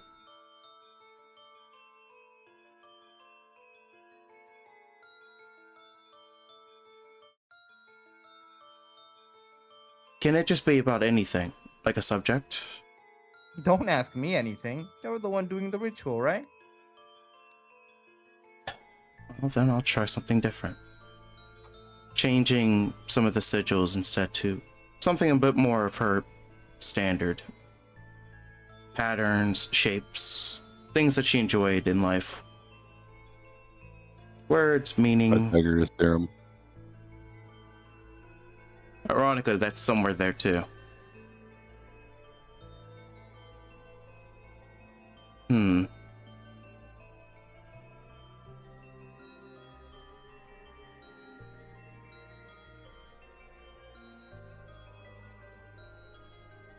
Then I guess some type of form of a river. With squiggly lines on it.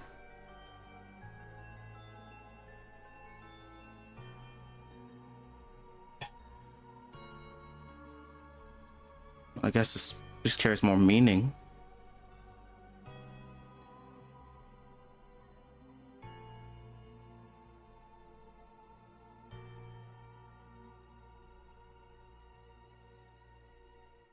Then what? Just the dance?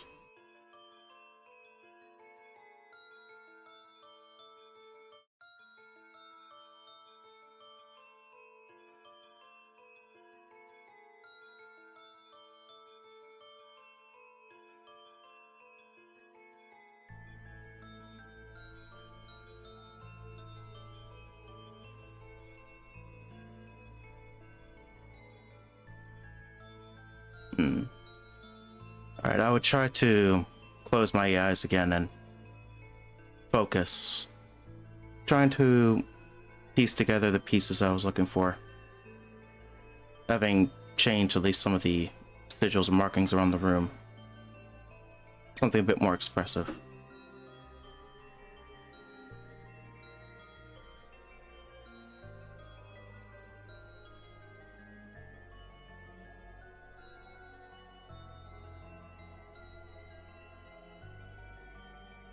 Yeah.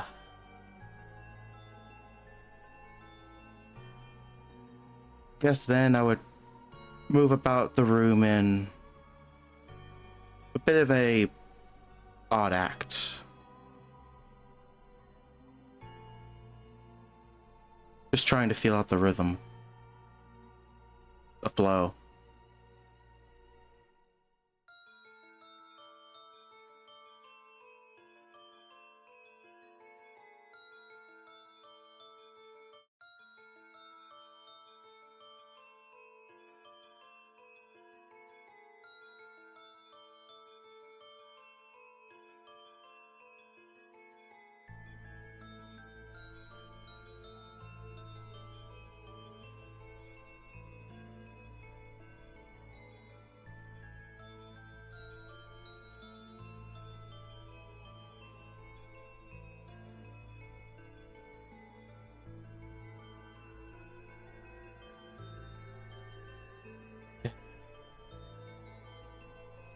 Just doesn't feel like it's enough.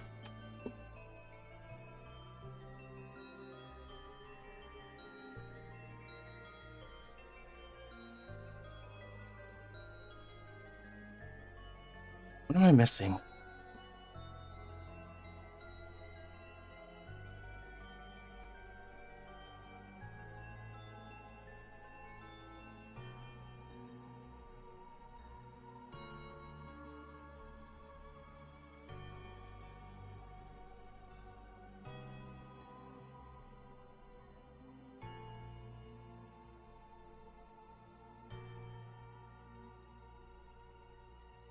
Did I miss something here? What's going on? Trying to perform a dance or something.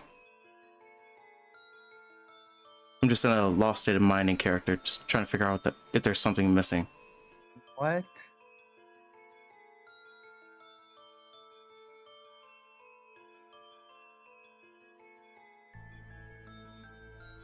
What are you dancing for? She's trying to get a feel of, well, that time that she'd once sensed.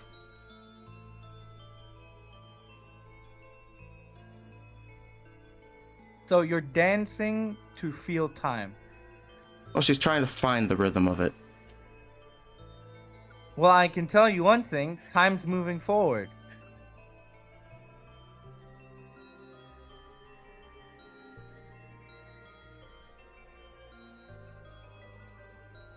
Does that count as feeling time? Yeah. It's a movement of time.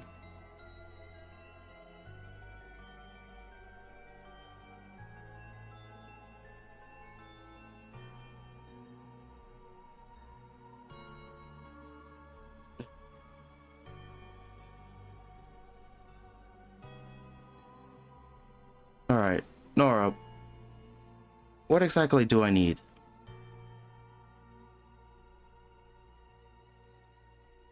Who are you asking this? What?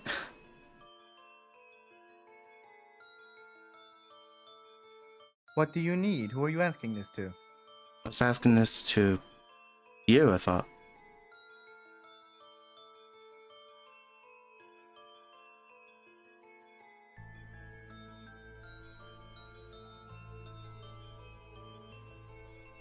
You know, this is rather hard to watch.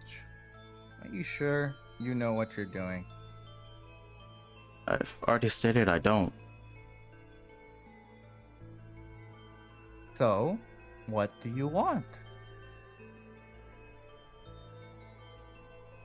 I just want to understand time.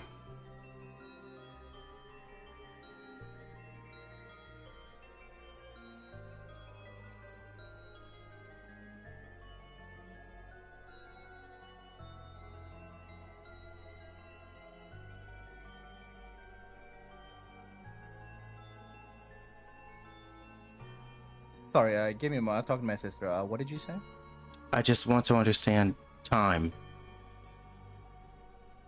Well, you're understanding it, aren't you? Time's flowing forward. Yes, but more of it is what I mean. And how exactly are you trying to do that? Well, I was hoping a ritual would help me at least get some more of a grasp on it, but clearly it's not doing much. You know, what you're doing is like grasping onto a knife and then asking the knife how to use it. Does that make sense to you? Yes.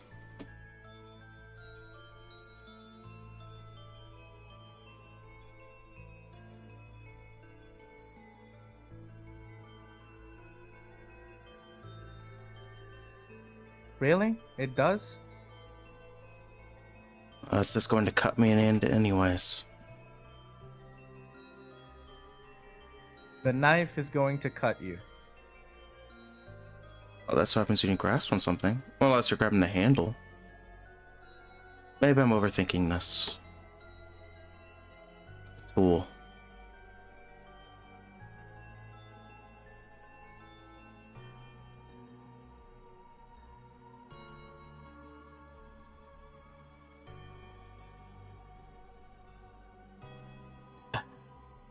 Maybe I'll hold off a little bit longer until at least I understand more on this. Wow. You're obtusely stubborn and surprisingly slow. I don't think you're cut out for this.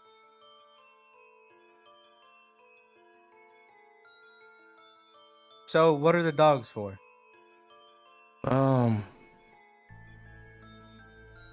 Honestly, it was something I remembered from the...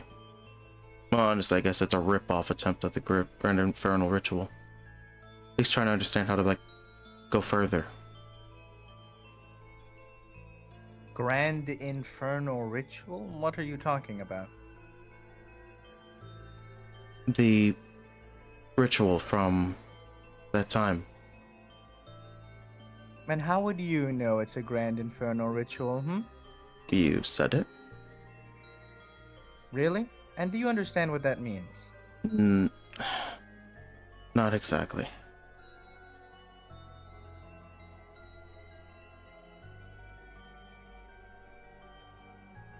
I'll ask you a last time. What is it that you want to do? I simply just want to perform a ritual.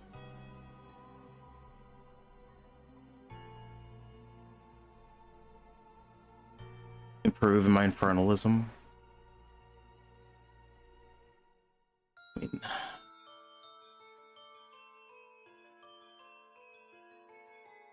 guess gain power. Anything.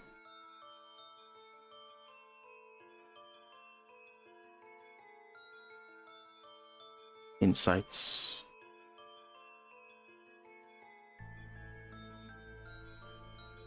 The voice goes quiet and recedes back.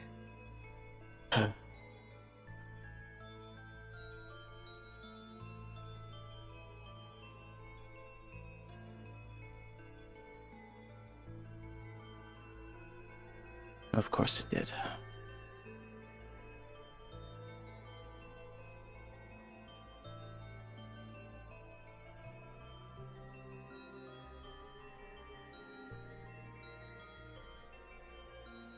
If I just attempt this now. So, you've put down your little squiggly lines, Mm-hmm. and you've done your little dance. What now? I guess. Why not attempt the ritual? See where else it goes.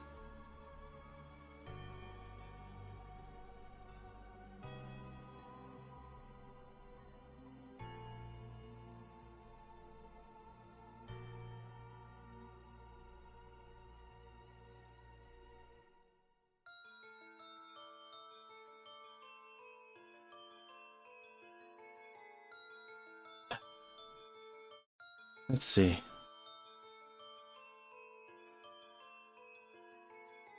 I'll bring out one of the dogs. But I guess instead of the original plan, I'll do a different type of test.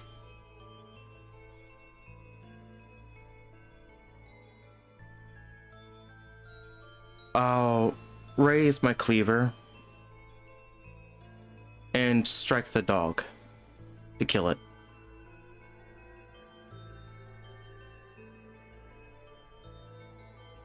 Over the ritual? Yes. The ritual symbols? So let me confirm before we continue. Your intent is you want to experience time, Yes. right? And you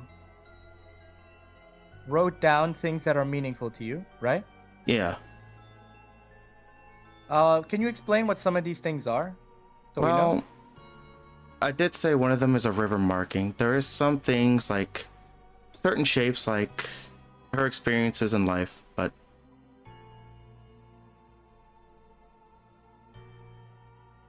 what else? And then some symbols that she remembers due to her trips in her youth. Like when she went to the museum, she wrote some of the symbols that she remembered to symbolize the happier times. Okay, good to know. And you sacrifice the dog on top of the sigil you made, right? Yes. Okay, then roll me your casting stat and your dots in chronomancy. All right. Now I have to grab my sheet back out. 1 second.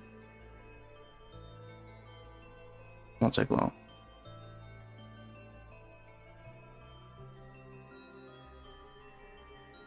Alright, so casting plus chronomancy, so 3 plus 3, alright.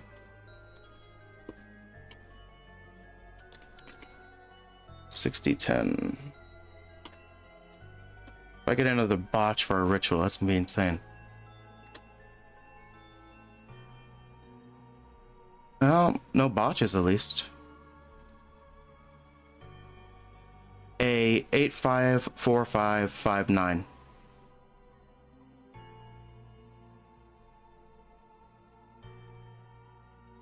All right. So 2 successes there. No, wait, I'm yeah, 2 successes. Alright, that's cool. Right? Yeah. Well, I mean, this one's your preference of difficulty. Yeah, but you got a bunch of 5. Even if we're using standard. Yeah. Yeah, those don't count. Yeah. So both of those succeed. You have Okay. 2 successes. All right. Your ritual Mhm. sight glows for a bit, blood red, as all of the blood and actually the carcass of the dog is subsumed into some shadowy muck. And then that muck reaches out to you and it stains your hand. Both of them, in fact.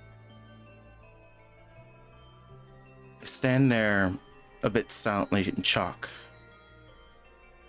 and try to move away a little bit out of surprise until They go up your arm and trace the lines of your scars oh yeah. all over your body.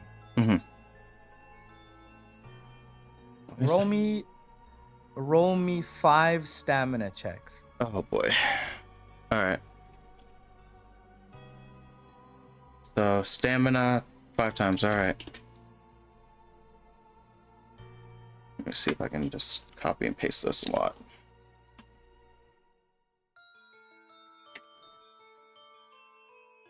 Nine, 8, 10.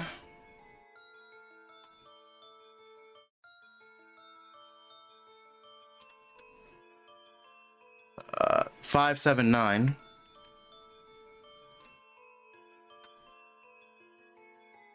6, 9, 4.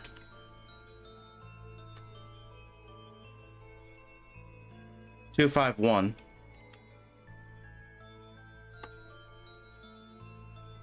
4, 10, 2.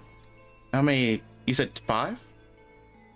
2, 3, 4. Yeah, that's 5.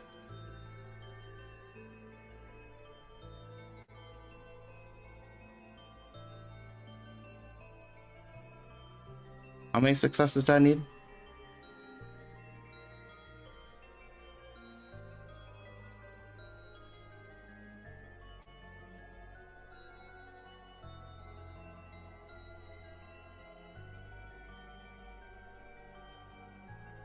Well, you passed the stamina check.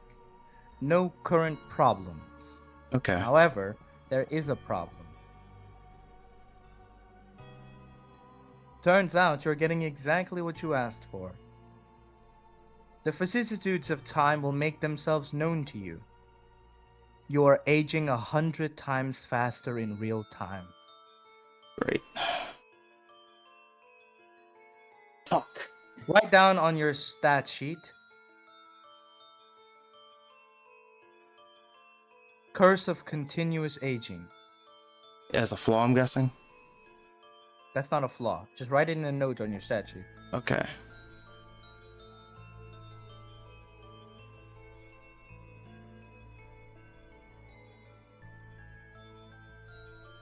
Put it here for now.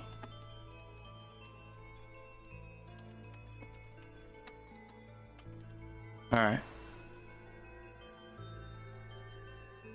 Every 12 hours, you'll have to make an extended roll. Should you fail that roll, that parameter of aging will increase. Oh, 1 second. So failure of roll does what? That parameter will increase.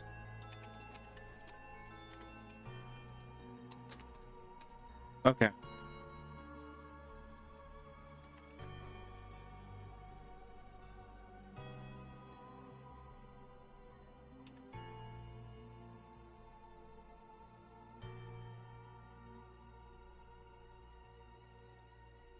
Is there anything else? Animals are very sensitive to the casting of magic. Mhm. The other dog is not unfamiliar with what it is that you're doing. Perhaps not in comprehension, but definitely in terms of instinct.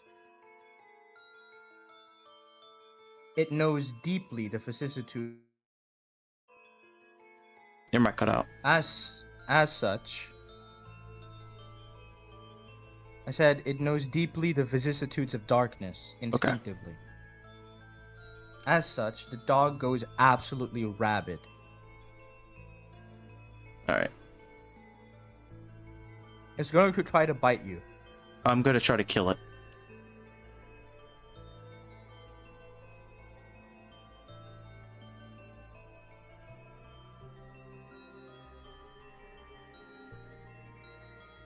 Do I need to roll to attack it, I'm guessing?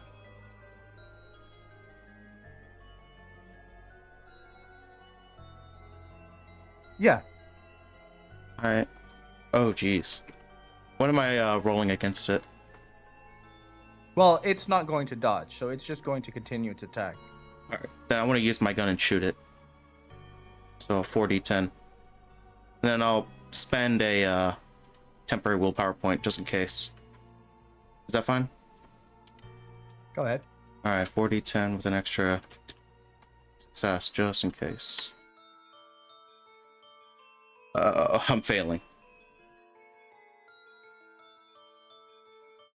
I think I balanced out because of the extra success.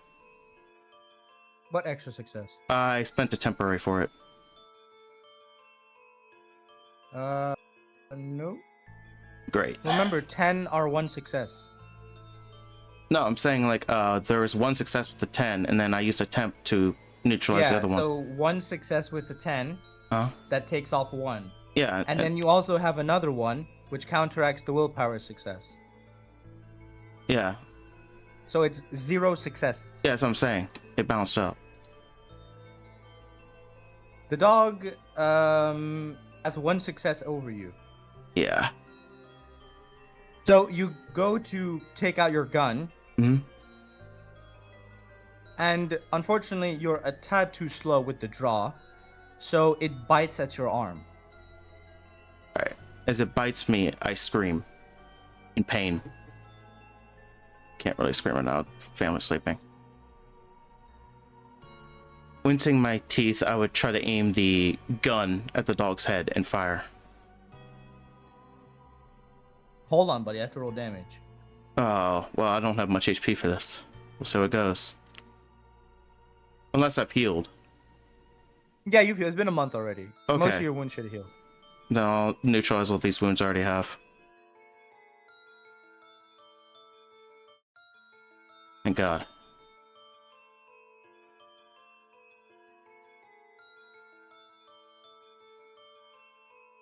So that's 3 successes. It will do 3 lethal damage to you. Shit. Alright.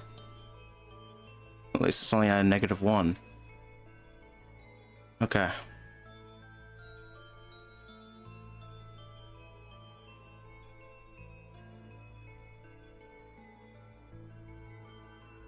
So it's trying to grapple you down because it's holding on. Its bite is very strong. Yeah.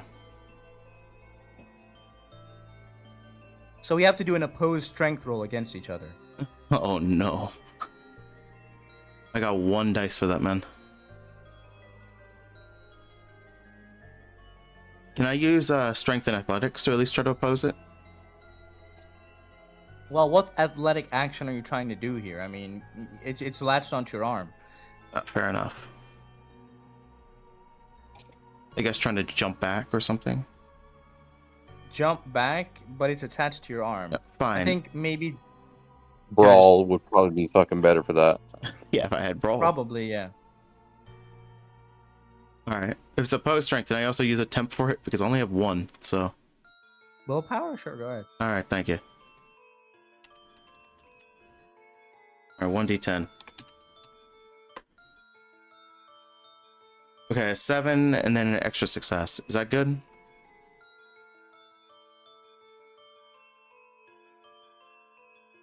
We'll see. I don't think so. Oh, great. So it's 2 against... how many? 2 against 1. Because you Oh. got 1 success. Okay.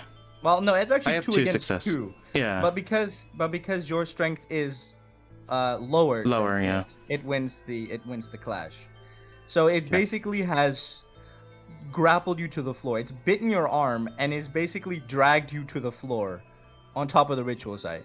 Alright. What's your action here? it's Well, continuing to grapple you. Wait. I still hold want on. to try to shoot it again. Like, I mean, Well, it should be in a good considering it's position. biting into you. But it's biting Okay, one arm. so yeah, it's biting you, but it's biting deeper, and it's literally struggling against you. Yeah, So your wounds are worsening I guess I could try to channel that into a, because the it's wounds grappled accumulate. you. You kind of lose your initiative here, so Great. you have to break free of the grapple first. Okay, so I gotta keep fighting it? Yeah. So in the next turn order, you have to first get out of the grapple, right? And Mhm. then we'll be able to do something. So try to do that now. We're already in the next turn order. Try Alright, to break out of the grapple. I'm gonna have to While use it's another going temp. to roll the extended damage against you. Alright, I'm gonna have to use another temp on it, so. 8 and the plus extra for the temporary willpower, because I'm still fighting for my life.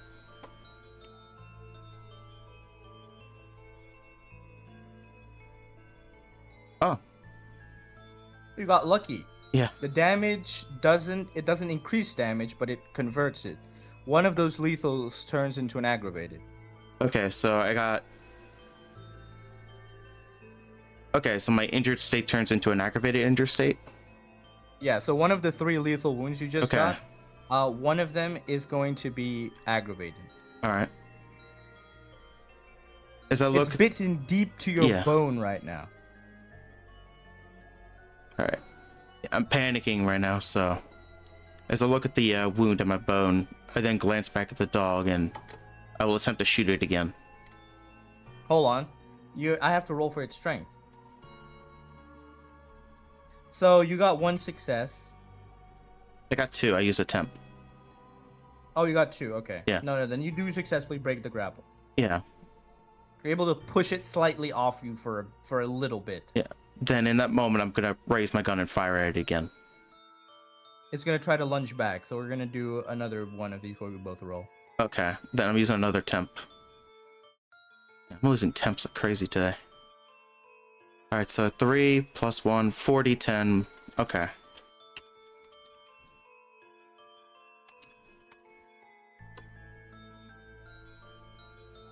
Eight, 6, 4, 5, with a plus 1 from the temp. So it should be what difficulty? Well, considering you're injured, it should be. I think it's fair to say. You know what? I'll be fair. So let's do normal difficulty. Okay, so 3 successes versus.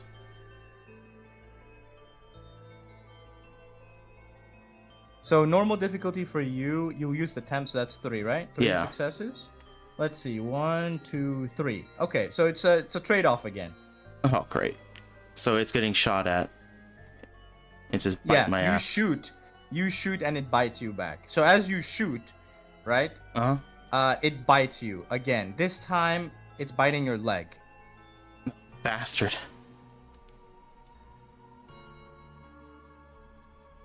So we have a trade-off here. Roll damage. Okay, for the The gun. damage of your gun. Yeah, your damage for the handgun. I'm forgetting the damage output. Hold on. It was a 9mm. Let me just look it up real quick.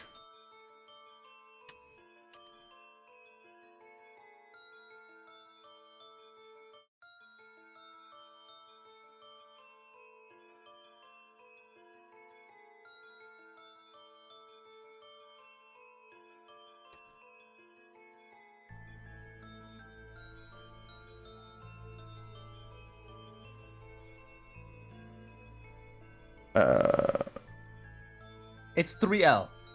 3L? Yeah. From me? Yeah, that's the damage dice for the revolver. Oh, okay, then we'll just say it's that. So 3 lethal. You have to roll 3 dice. Okay, so 3d10. Yeah. Okay, thank you. Oh, great. 516.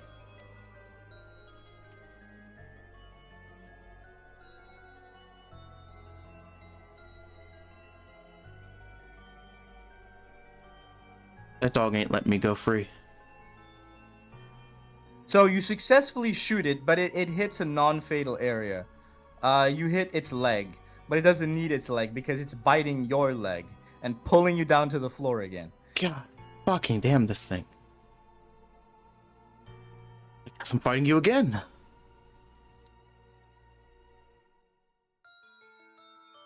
All right, let's do the opposed strength roll. Damn it. All right, another temp willpower point to go.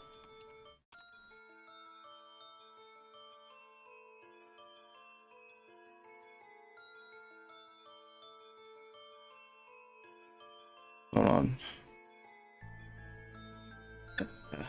Alright, one temp as well, so I only get one success because of the temporary, I'm guessing.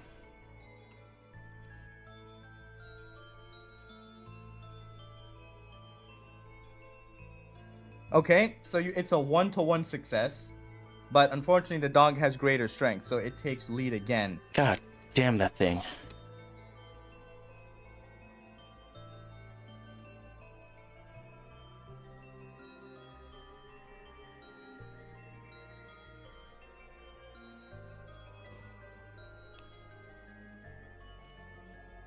So it's grappling you to the floor again. So we Yep. have to I'm gonna roll the damage again, and All right. then we're gonna continue your opposition roll. Okay.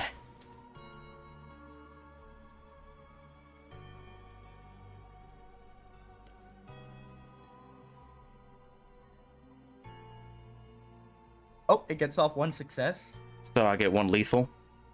Yeah. Alright, -2. You want me to use the subtracted dice, right? Yeah. Oh boy. But I'll be fair. I'll be fair to you here. This is kind of depressing. Yeah. So ignore the minus dice for now. Yeah. This is very depressing to go through. I don't think she's gonna hesitate killing these dogs in the future. Alright, is it another strength roll, I'm guessing? Yeah. Alright. Another temp going down, only have 2 more. By the end of this, she is depressed, 100%. Okay, 2 successes.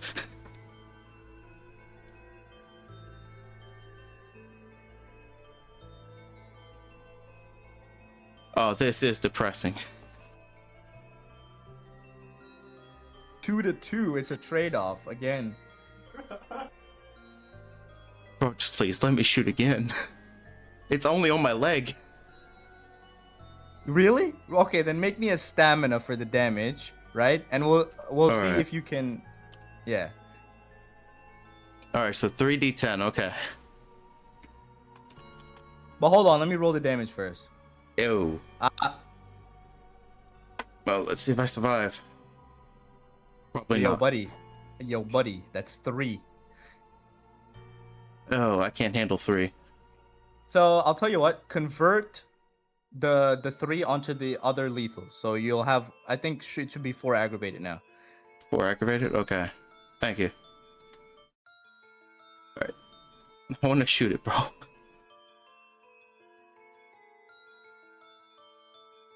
You got 1 success. Okay. So even though you're grappled, in the next round, it's gonna do damage to you regardless because you're not trying to grapple out of it. Yeah. But hopefully you can put this damn fucking dog down with this shot, bro. I swear to God. Alright, I'm gonna use another temporary, bro.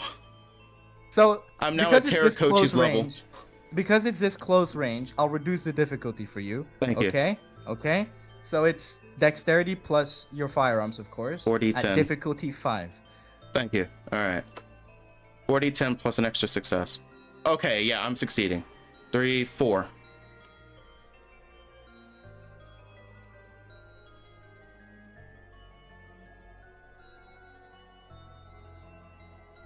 Apparently, it's succeeding too. It's giving you 2 lethals, bro. Ain't no fucking way. Ayo. It's gonna give me the 2 lethal. I'm finally crippled. This ain't good. Okay, so now, okay, because the damage is happening at the same time, right? Yeah. You're taking out the gun, and it's continuing to maul your leg. It's reached the bone again. Yeah. So, roll the damage. It's 3L. Ugh, please, game. 3d10. Come on. 8, 2, 4. Bro, this dog has 3 health. You did 2 to him. Oh my God. Can we just roll lower? Can I spend my last temp willpower? I'll faint. I don't mind fainting. You can't use willpower for the damage output. You know what? Oh my god, bro. You know what? Let's do another round of trading. Okay. Roll me Did you stamina. wait? What did you roll the actual gun damage table? Yeah. They do Yeah, their own. They 3d10. do their own. Yeah, It's like 3d10, it's 3 isn't L. it? He has a light revolver. That's 3 L. Yeah. Oh. It only has 1 more HP. He did 1 before and another 1 now. So that's 2. The dog has 3 health and it's completely rabid, so it is not letting down. It is close to death right now. You hit it, but it's still got some fighting spirit left. Nah, bro. Hey, 3L damage. This motherfucker's been taking L's all day. It's just been L's, my boy. So let's do another round of trading. Roll me another stamina. Oh god, bro, I don't have the HP anymore for this shit. Alright. A 10, 2, and a 3. That's all I got, bro. You know what, buddy? I feel actually really terrible, bro. I'll let you have the 2 successes for this stamina, bro. Thanks, bro. Fucking crying. Thank you. Thank you. Thank you, benevolent God. This is why sorcerers shouldn't be fighting hand to hand. No, really. Oh, thank the heavens. It's 1. It's 1. That lethal you just got, turn it into a aggravated. Alright, so I have... Oh, God. 5 aggravated, 1 lethal. Well, I'm incapacitated for the rest of the week. Alright, can I just shoot it and be done with it? Go ahead. You have to roll dexterity plus firearms. Alright. I think I'm gonna leave my last willpower point alone. And pray. Okay, maybe I should have taken the willpower As I point. pray. Oh. You know fuck. what? We're gonna say I actually did use it and went to 0. You know what? I'll let you do that. Yeah. I'll let you do that, buddy. I'm fainting with the dog, bro. Just mark me as incapacitated after.